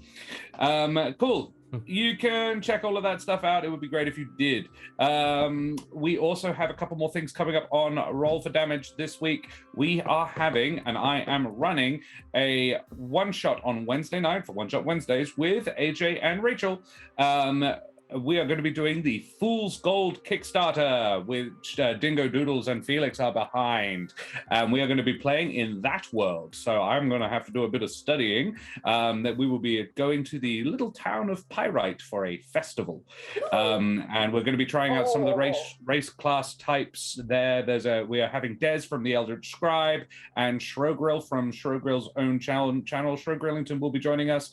And we will be trying out some various things. Rachel will be playing an arachnid weaver folk person. And AJ is, I believe, a chiropractor monk. And Des has built a dragonborn barbarian thing that's very upsetting to look at. Yeah, this class of barbarian can dual wield great weapons. It's really quite upsetting and intimidating. Quite a high level party, level 12 as well, so that's going to be fun. Then TSA will be back on Saturday morning. Novo back in that spot. Speaking of the Eldritch Scribe.